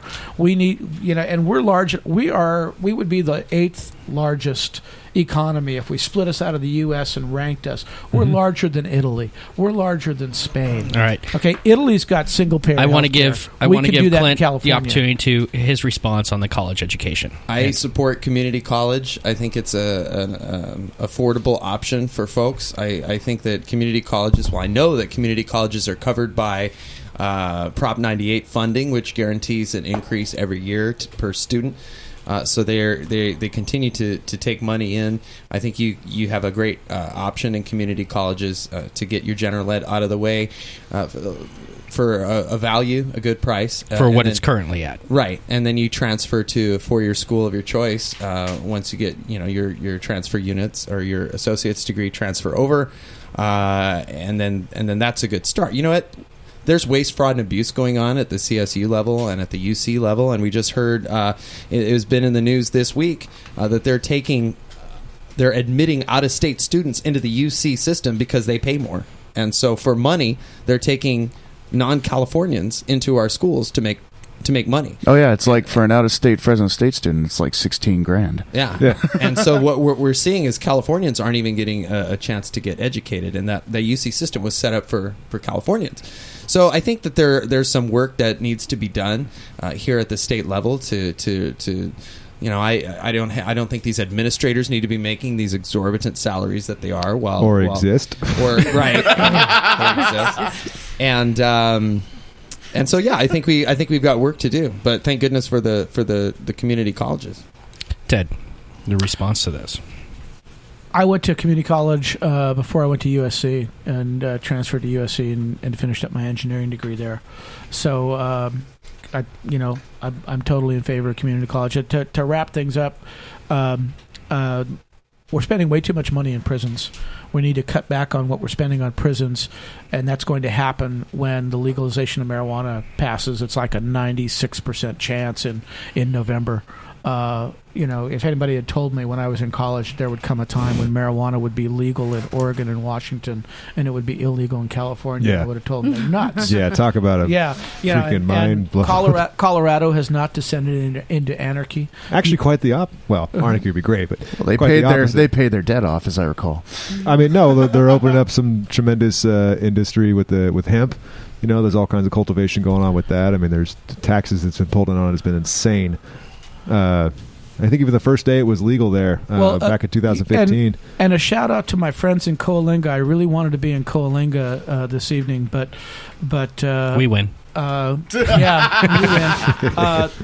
They're working on an oil and extract processing facility in Coalinga at a former small prison that is no longer being used, that has been a white elephant for the city of Coalinga, and they want to use it for processing of cannabis because it's got the security and the cameras and everything. It's all set. It's everything they need. It totally makes sense. And the city council of Coalinga is considering this. There are forces in Fresno County that are trying to twist their arm, and I think that I'm starting to see from the Fresno County supervisors some movement where they're starting to become a little bit more reasonable, because it is really clear that in today's environment that the legalization is going to pass in November. It's a presidential election.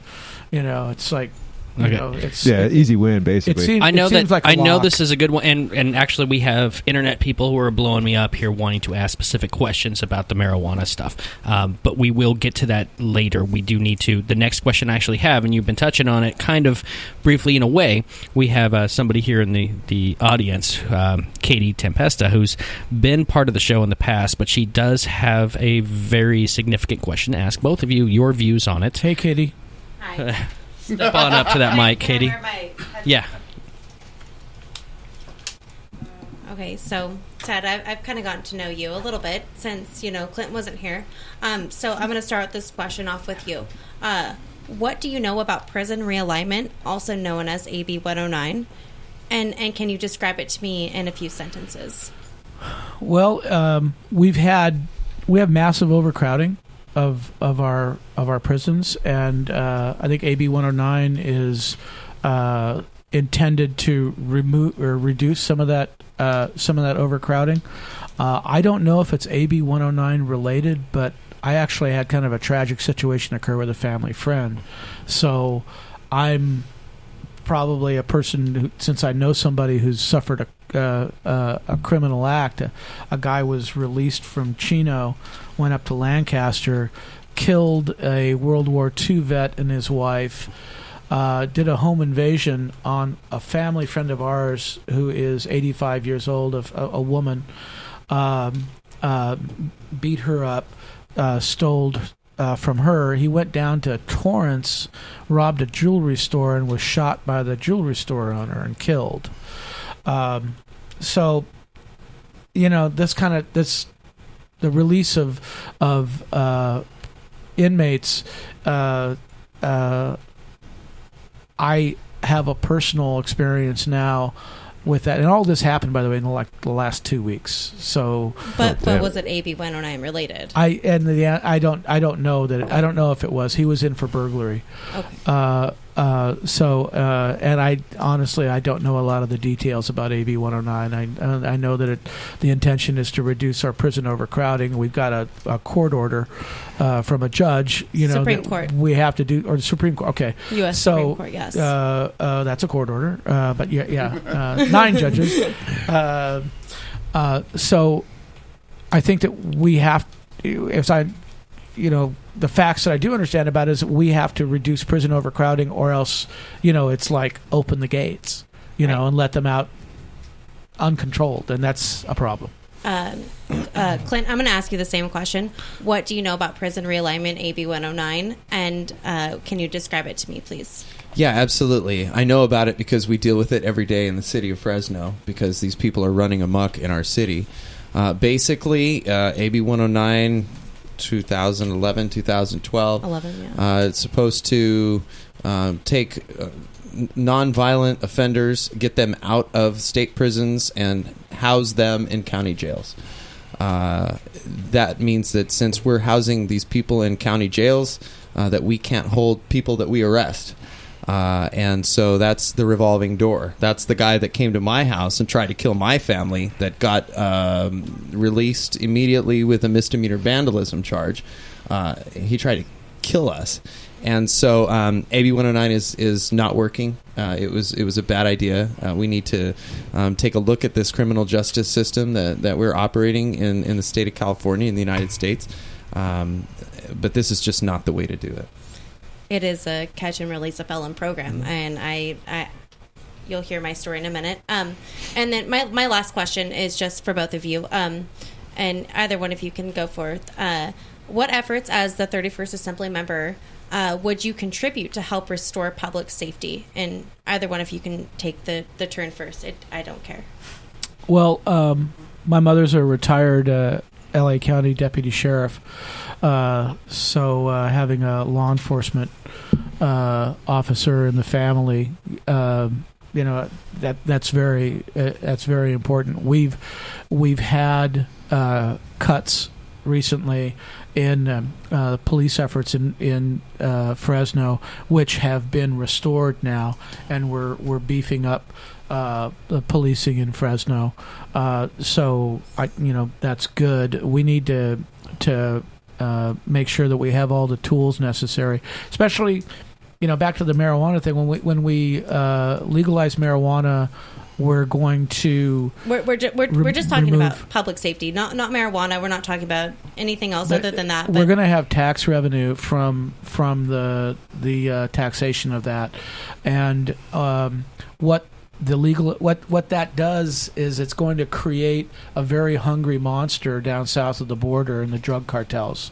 They're no longer going to have the cash flow from the illegal marijuana smuggling, and so they're going to pivot over to cocaine and heroin, and we're going to see a lot more of that. So we're going to have some real significant problems. We need to replace some of the revenue that our law enforcement is going to lose from property seizures related to the marijuana programs, because they're going to need resources to deal with cocaine and heroin.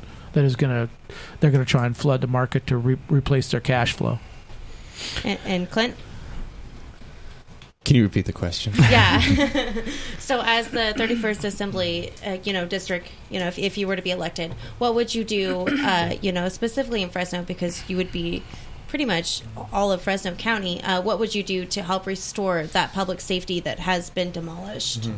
Well, I have a great relationship with Chief Jerry Dyer, and I have a great relationship with Sheriff Margaret Mims, and I think generally speaking, we have good law enforcement here in our area. People that are interested. I mean, from the highest level, interested in community policing, interested in being responsive and respectful with the communities that we patrol. So, I mean, look, I got to leave a lot of this stuff to the locals, but we have good locals here. So, I mean, look, I've been successful on the city council at bringing home the bacon for my district. There's going to be a big announcement here in the next couple of days in terms of law enforcement in my district, in the city of Fresno. And so, I defer to the locals in terms of how to do it. The question is, can I bring the resources back that they need to do their jobs? And I've done that in the city, and I'll do it. I'll do it in the state as well. Right. And I, just to end with my segment, I appreciate the both of you answering my questions, and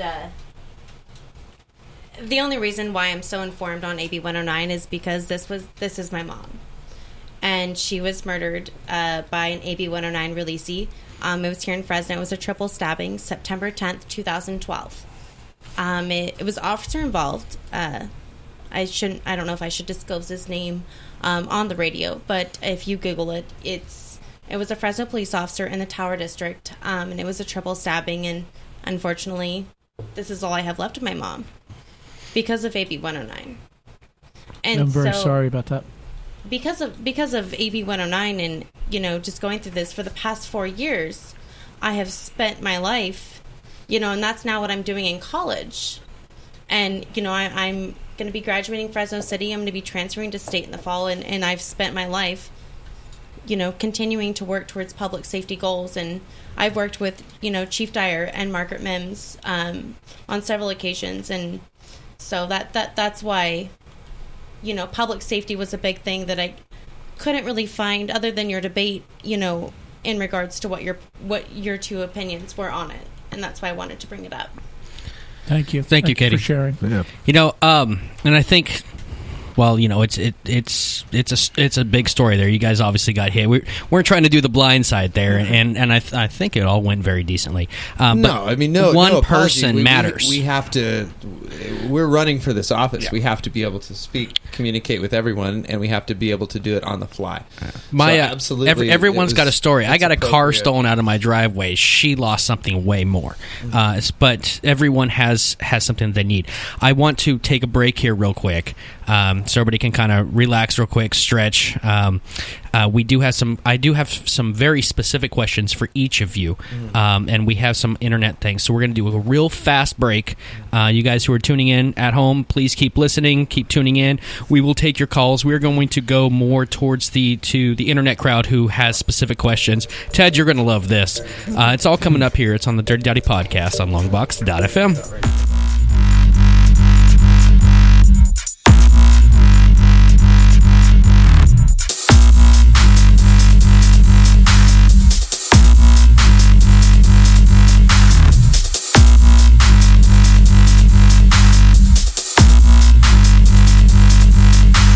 It's the Dirty Dowdy Podcast.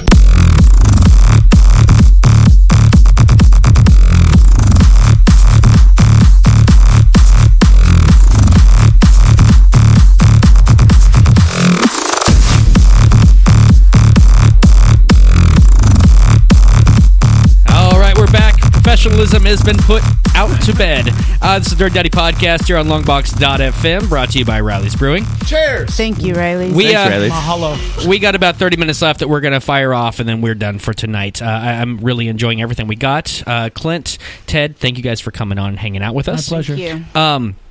And I think so far we're all still friends here, right? Of course. Okay, well, then with that, I got some questions for you. Even though you guys destroyed my political career, we're all still friends. You destroyed your own political career. You said those words. Yeah, you used words on our show. That was really your fault. In our defense, we have some pretty nice vests on. Yeah. And remember, in the future, if you want to not have anything used against you, take the role of Joaquin Arambula tonight, where you sit there in a chair and say nothing. Thanks, Joaquin. Thanks, Riley. I got a couple specific questions for each of you. I got some people who've been hitting me up asking me questions they want to ask, and I've kind of filtered through. One question for you, Clint. Yes. Going into this, you are independent, Republican-sided in a state assembly that's got 80 people, and I think it's at this point I had it earlier, 30 or so that are Republican. So basically, you're a minority candidate. What if you get elected? What can you actually accomplish, or will you just be there until you move up or out? No. I mean, I don't have any ambitions to go beyond the state assembly. I want to serve my neighbors. I've served them on the city council for 5.5 years. I've done a good job. They know me and they trust me, and they've sent me to City Hall twice. And it's my firm belief that in whatever 5 days they'll send me up to Sacramento. And there's a lot that I can do. Just remember that Joaquin is completely bought and paid for by special interests. They are afraid of me. They don't like me. They should be afraid of me because I will be an independent voice for my neighbors up there. People up in Sacramento, the special interests that are spending $1 million to defeat me. They don't care about us down here in Fresno and outlying areas. People in San Francisco don't care about us, and neither do people in LA care about us. They think their food comes from the store. And so, I mean, there are a number of Whole things. Foods. Right. They think it comes from Whole Foods, which, I mean, we can't knock because a lot of our growers, our operations they grow especially for Whole Foods. But you know what? Andy Vidak, who's a senator who represents the south part of Fresno and the east side of the valley, has been successful. He's a Republican. He's a common sense guy. He's a very thoughtful guy. He worked across the aisle with Democrats to bring the water bond forward, which will provide $1.5 billion for the dam.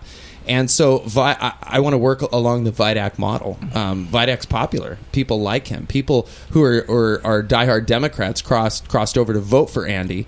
And so I want to do as Andy has done, which has been very successful up there.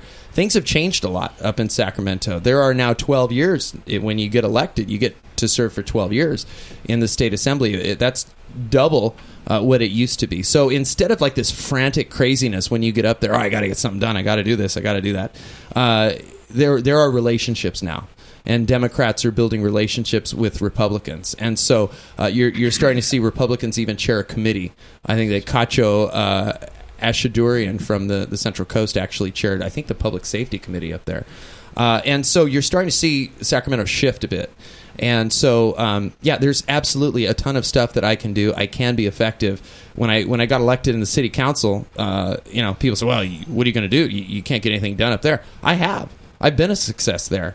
And so I think it's important to remember when people are deciding in this election, I think it's important to remember, do you want a guy who's a stooge of the Speaker of the Assembly, or do you want someone who will be an independent voice? Because I tell you what, if Joaquin crosses the Speaker of the State Assembly, it's a very powerful dude.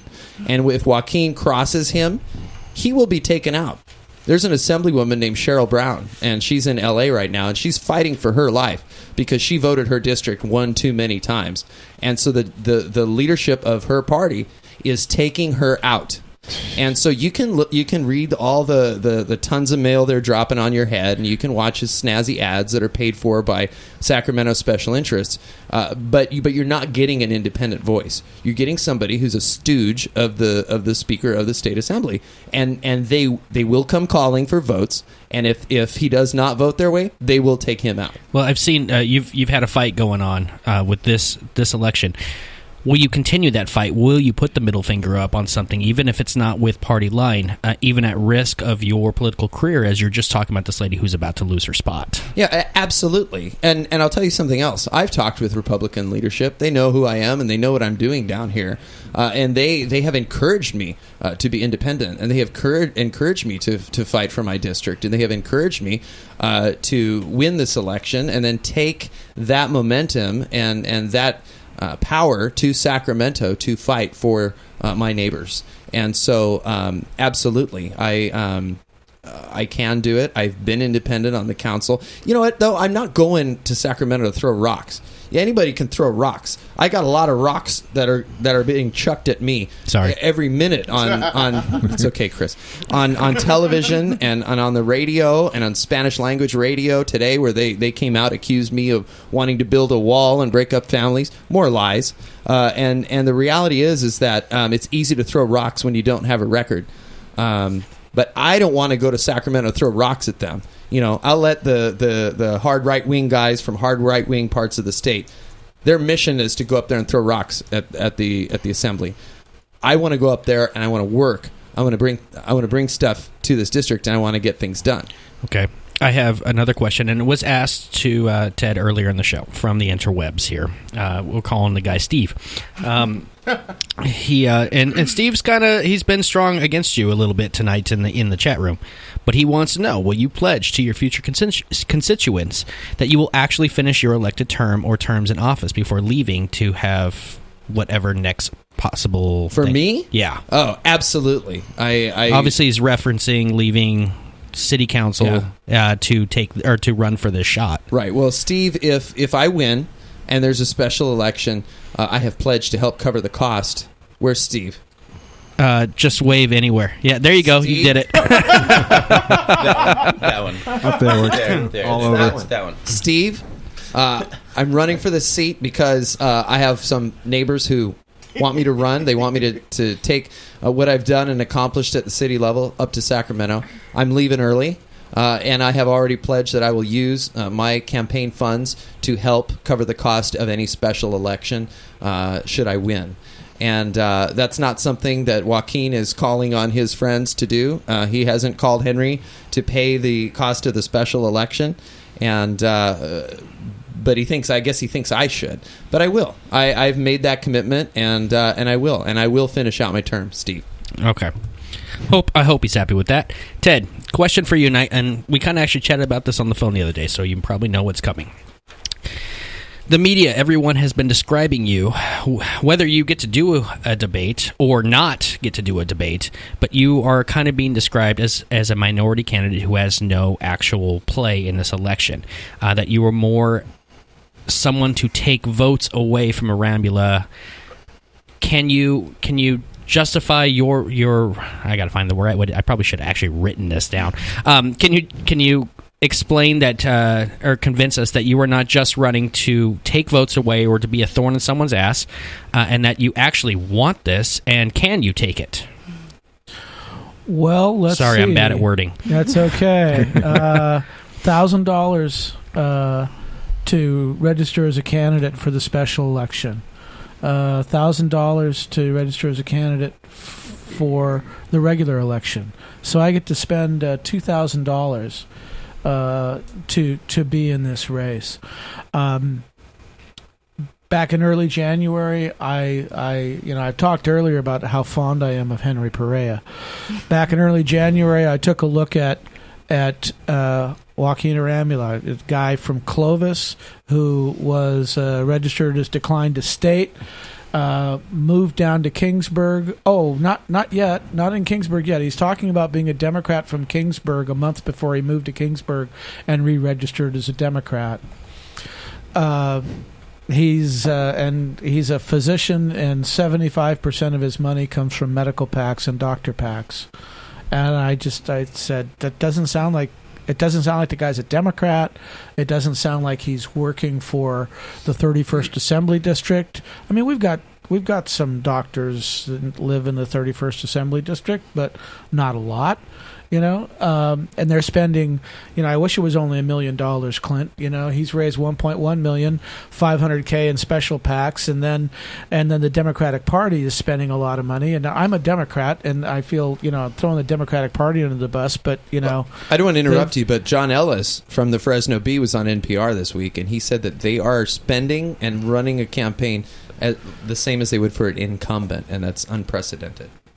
Well, I don't think you'd spend that kind of money for an incumbent, would you? I mean, I guess it happens, but no, I think they're spending 7 or 8 times what they'd be spending on an incumbent. From what I heard, the reason why they've gone so aggressive is that they need that I next to their name come the June election, because it's so much easier to keep the seat once you're an incumbent.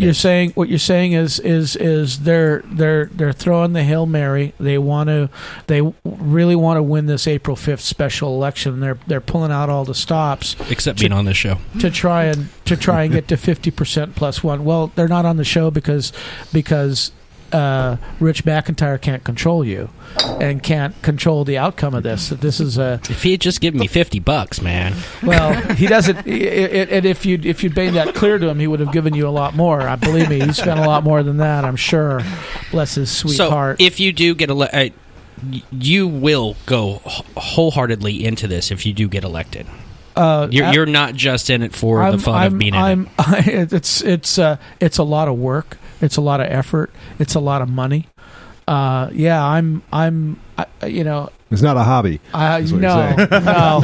No. It's been an incredible wild ride. I was such a wide-eyed, want to be politically active when I got into this, and then I found out what the Democratic Party in Sacramento is really like. I'm a Democrat and I have Democratic principles, but I see all this stuff going on with Bernie and Hillary and some of the dirty tricks, and I totally get it. It's near identical to what happened to Ron Paul in 2012 with the Republican Party. Yeah, but I'm a Democrat running against a Democrat. And the party is, I don't really think they're all that enthralled with Joaquin Arambula. I think that the medical PACs and the physician PACs have said, hey, get this guy elected and we'll give you lots and lots and lots of money. As long as you don't do anything to mess up this $216 billion that we're getting in medical spending in the state of California that we, really should pare down. As long as you don't do anything about going some crazy idea like single payer, maybe stripping insurance companies out of this and, figuring out a single payer solution for California because California's big enough to do it. I think that they understand, why they want a person in Sacramento. They're not sending a doctor to Sacramento to fight for dams. They're not sending a doctor to Sacramento to fight for high-speed rail, to fight to lower the cost of a college education, to make community college free. They're sending a doctor to Sacramento to keep us from getting single-payer health care and to preserve their $216 billion a year in excess payments they get.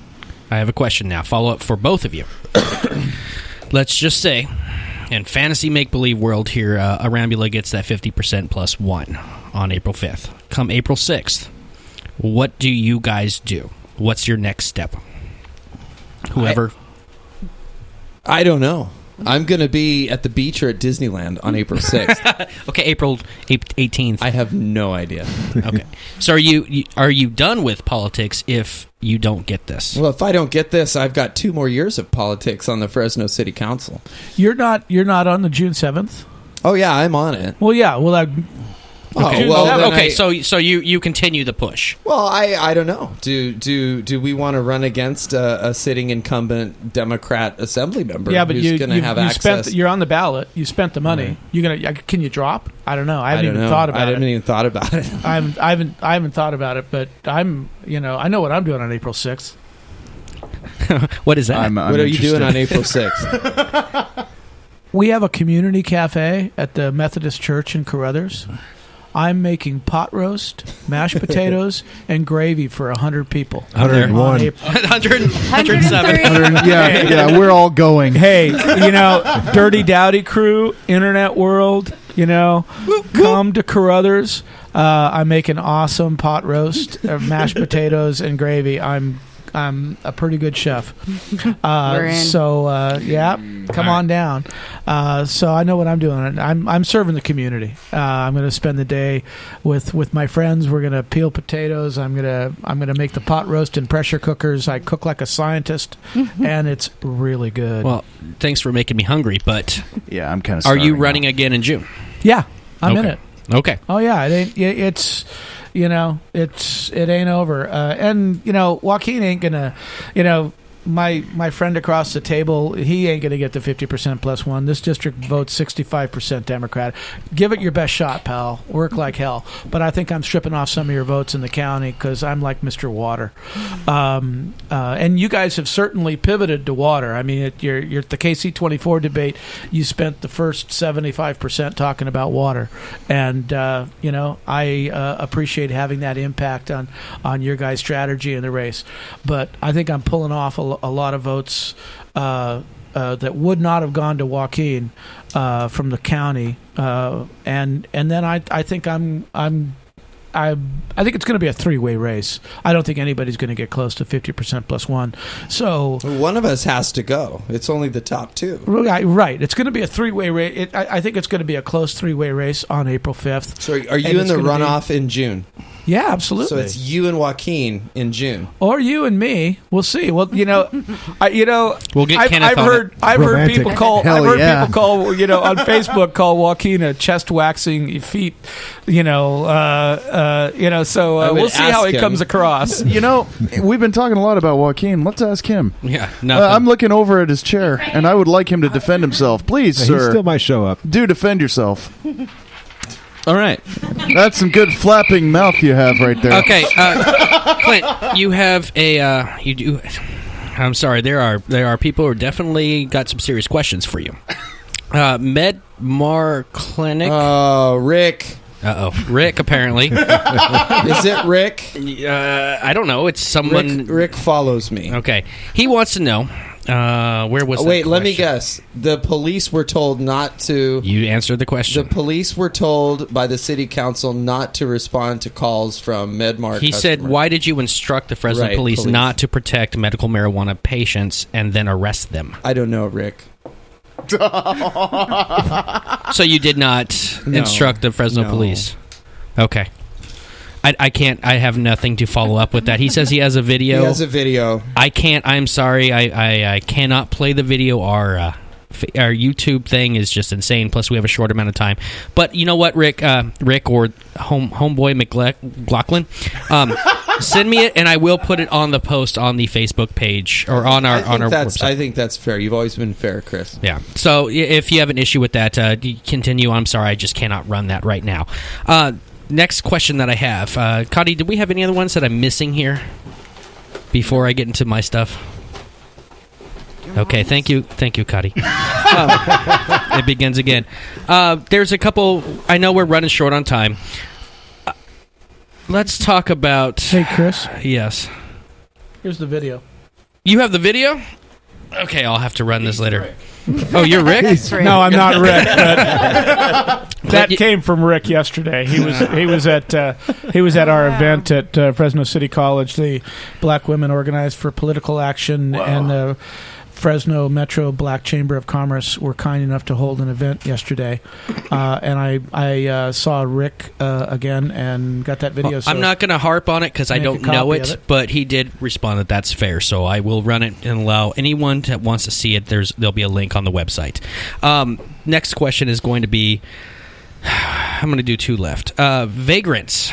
It is an issue that keeps popping up bigger and bigger. Now, Clint, the reason why you were here in November was because you wrote something about it. Vagrancy, I know this is going to be a big thing in the mayoral race for Fresno because two of the top guys, one is for homeless encampments, one is against homeless encampments. Your view, what can you do? Can you do anything as state assembly? Am I totally outside of my realm here? No, I mean, it's the number one complaint we receive at my council office. It's the number one complaint that we get. We get complaints about vagrancy and homelessness from people who live in the south part of my district at Cedar and Tulare. They're not affluent neighbors. We get complaints about vagrancy from people who live in my district in Old Fig Garden, who are very affluent people. It cuts across all class lines, color lines, economic lines. People want to have clean, safe neighborhoods, and they blow me up for it all the time, and rightly so. That's why I wrote the editorial calling on the city to do something about it. However, I wish in hindsight that I'd taken a different approach. I began, after I wrote that, I began an educational tour. And one of the stops I made was to the Pavarello House in downtown Fresno. And I parked my car and I walked into the building, and the director said, "What'd you see, Clint, when you walked in?" Well, I saw a lot of people on the street, on the sidewalk, sitting on the curb. And he says, "Well, Clint, what you just walked through was an open-air mental institution. No walls, no nurses, no treatment, no medication, no nothing, just people sitting out in the street." And so, I think that as a state assembly member can commit to Can you commit to getting us some money down here to get something, some that's support? What it is. And that's what it is. It's about priorities in Sacramento. Fresno is just to step in. There's a lot of talk of what we want to do, what we can do. A lot of campaign stuff, but I think everyone's going to be frustrated. There are certain people listening that are getting mad, going, "Well, yeah, you're saying this." Just bring it to us. Just get it to us. Prove yourself, both you guys and the chair behind me. Prove yourself if you can do it. Yes. So no, Chair. I mean I do support that. It has to be done. I mean, something needs to be done to address the problem, not just for the people who are suffering, but also as a quality of life issue for people in our cities and towns in the district. Ted. Yeah, Ronald Reagan dismantled our state mental health system. As one of his accomplishments, and as a result, instead of dealing with people with mental health issues in a medical facility or a hospital environment, we deal with them in a prison system, or we don't deal with them, and they're on the streets, and that is a scourge on our society. There's an expense related to that, and there's a cost to society. So we're living with the decisions that were made when Reagan was governor of the state of California. We need to focus on dealing with mental health issues. We need to, seems it goes more deeper than just homelessness. Now we're talking gun control too. When it comes to the mental health issue, we've been hearing that parroted a lot with the shootings. Well, I think that having mentally ill people not be out there armed with Glocks and AK-47s is probably a good idea. In some cases, a microphone. Well, I think Kenneth. There's only so much you can do with regulation. So. Okay, now I have my final. Unless someone calls in or whatever, but we do have to wrap it up. So send us your messages, and I'm sure we'll talk to these gentlemen again in the future. Final thing, and I know this is going to be right up your alley, Ted. Legalization of marijuana. Now, we can't talk about that. I have a question, and I talked to Molstar or Kevin a couple weeks ago about this, and I have my own kind of layout for why. Just follow me here. Marijuana is federally illegal. It is a controlled substance, correct? Correct. States now have voted to make it legal, benefiting in a lot of tax money. And, of course, all those overdoses and deaths that happen from those marijuana kids in Colorado that we always hear about in memes that are bullshit. Terrible tragedies. Yeah. And mass murderers and all that. Now, I equate it to... Jimmy's mom tells Jimmy to go to bed at 9 p.m. Jimmy, being the state, tells Mommy, the federal, no, I'm staying up till 10. And that works for a while until Mommy kicks down the door at 9:15 one night and says, Jimmy, your ass is going to bed now. And that would be the busting of general pot shops that happen, distributors and all that in various areas. Now... Going one step further, if we're going to go ahead and ignore the parental advice that is our federal system, can the county of Fresno just say, F it, let's legalize and set up a system where, because we're poor, can we legalize it to benefit from the taxes? You've been talking a lot tonight, Ted, about where tax money would go, revenue from legalizing marijuana. I don't know your views yet on this, Clint, but can... City of California or County of Fresno just say, let's legalize it? Can we put this on and let the citizens vote for it? Is it possible? I think the reverse of that is going to happen. I think that what you're going to see in November is going to be a ballot initiative that includes provisions for local control. So I think ultimately what we might have in the state of California are, Orange may say no, LA may say yes, and Kern may say no, and Tulare may say yes. So you have dry counties, and exactly. That's what I think is going to be part of that. I draw that on my knowledge of being a part of the board of directors of the League of California Cities. And that's what they do in Colorado too. Yeah, they have dry counties or what do you call it, smokeless counties or whatever. Yeah. And so that's what we're going to see. Pressure question. Yeah, are you for it? You know what? I'm going to be for whatever the voters decide in November. Okay. That's a very So it's polished- whatever, We did a fifth. So it's whatever his constituents vote. So he has to vote depending on what they say, right? Ted. Are you for it? Let me think. Yes, I'm for it. You brought up the federal law, and when I was in college, I tried it once or twice. I don't think I inhaled. Wait, no, you're not. You Clinton. might be president. Clinton apparently is sitting right here. So. I never exhaled. Yes, Clinton is. Bless his sweetheart. When I was in college at USC, they had some studies. They had some medical studies going on. They and it was the 70s, but it was like no big deal. Ronald Reagan gets in, and what they did with marijuana is they made it a Schedule I drug, which puts it on the same the same level as morphine and heroin, yeah. Mm-hmm. right? And which also says it has absolutely no medical benefit. And that was done by Ron Reagan, who a few years later, had to be sort of like shuffled off to the side because he was clearly becoming. There was a problem at the suffering end. dementia. Yeah, a wee bit. There's definitely a problem there. So we're kind of shaking off the yoke of those decisions right now.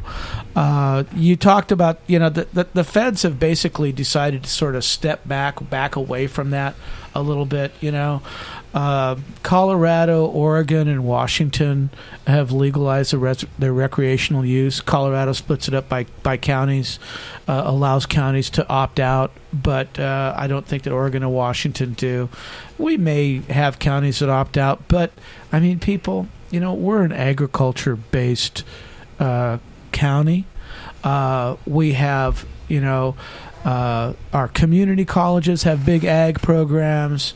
Our state university, the great Cal State Fresno, has a great ag program. And most of the students already know how to grow it. And to decide, no kidding, quite possibly, to decide that we're gonna stand back, we're gonna step back from the largest. One of the largest cash producing crops. Margaret Mims said in a meeting that I was at, she said, you know what, it takes 26 gallons of water to grow an ounce of almonds, and it takes 28 gallons of water to grow an ounce of marijuana. So growing marijuana is really bad because it uses water.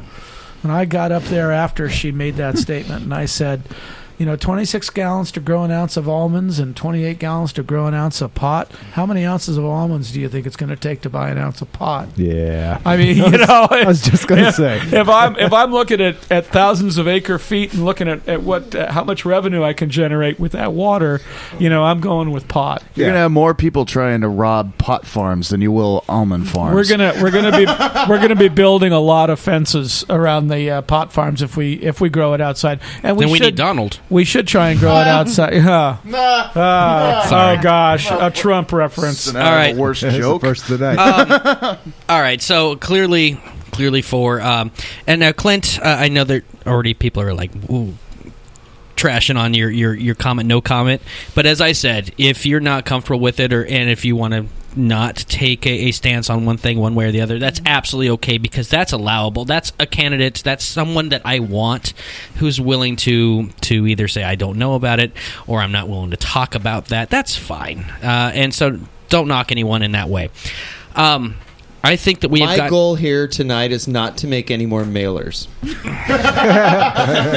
We'll see. I Too agree. late. I've been setting them in my fireplace. I get like 3 a week. Hold on. Does Clint Olivier want you to OD on heroin? Yes, he does. In his own words.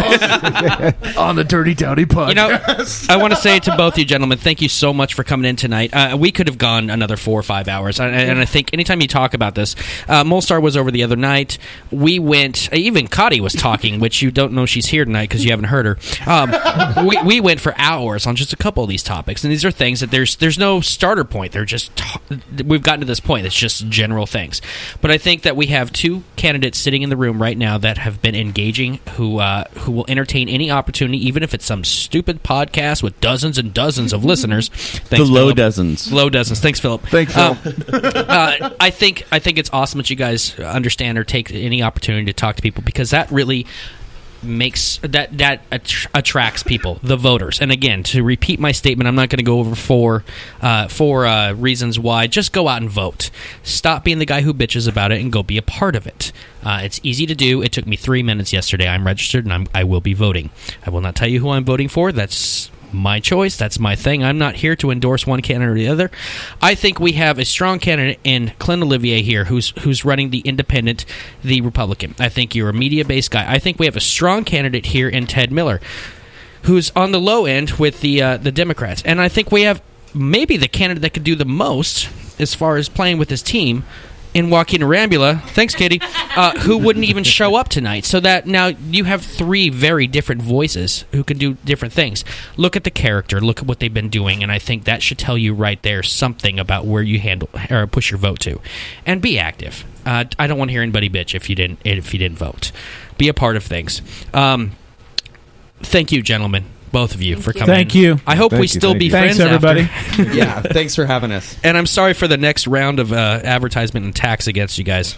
Next week, we have Ray Appleton coming in from KMJ. He's going to be a guest on the show. Wow. We've had some questions. Is this what you do every week? We do a show every week at 7 o'clock. They're not always this serious. Next week should be very fun and interesting. Tonight, I'm very happy to be able to provide a voice in a way that matters. I think that the Longbox.FM nation, people are listening to this show tonight and download it and stream it down the road. Hopefully soon, because you got to vote. I hope that we can swing this election one way or the other, or maybe even make it difficult more on everybody else when we do the runoff, because no one gets that 50%. F it, make them work harder. Sorry, Clint. Sorry, Ted. And then, Kenneth, real quick, you had something you wanted to say? Yeah, it's totally unrelated to tonight. Fresno Rugby has 2 games left. 2 games left this season, and they are this Saturday and next Saturday. They're both home games over at Holman Park, which is off of Sierra and West. This Saturday, we play Life West, which will be at 1 o'clock, and next Saturday, we play San Jose Rugby Men's Club, which will also be at 1 o'clock next week at Sierra and West at Holman Park. You have never sounded more sober. Seriously? Yeah. And look at the pile of beer bottles in front of me. That's Give blood, play rugby. Damn right. Cheers. All right, guys. Thank you so much, everybody, for participating. Get out and vote, listeners. It's on you. You, the people sitting in the room here, they can only speak. You guys get to have the final voice. And with that, this is Dowdy saying for everyone in the room, Clint Olivier, Ted Miller, and all my crew, word. You've been listening to the Dirty Dowdy Podcast on Longbox.FM. The opinions expressed on the Dirty Dowdy Podcast aren't necessarily those of staff, management, or sponsors. The Dirty Dowdy Podcast is a presentation of Longbox.FM.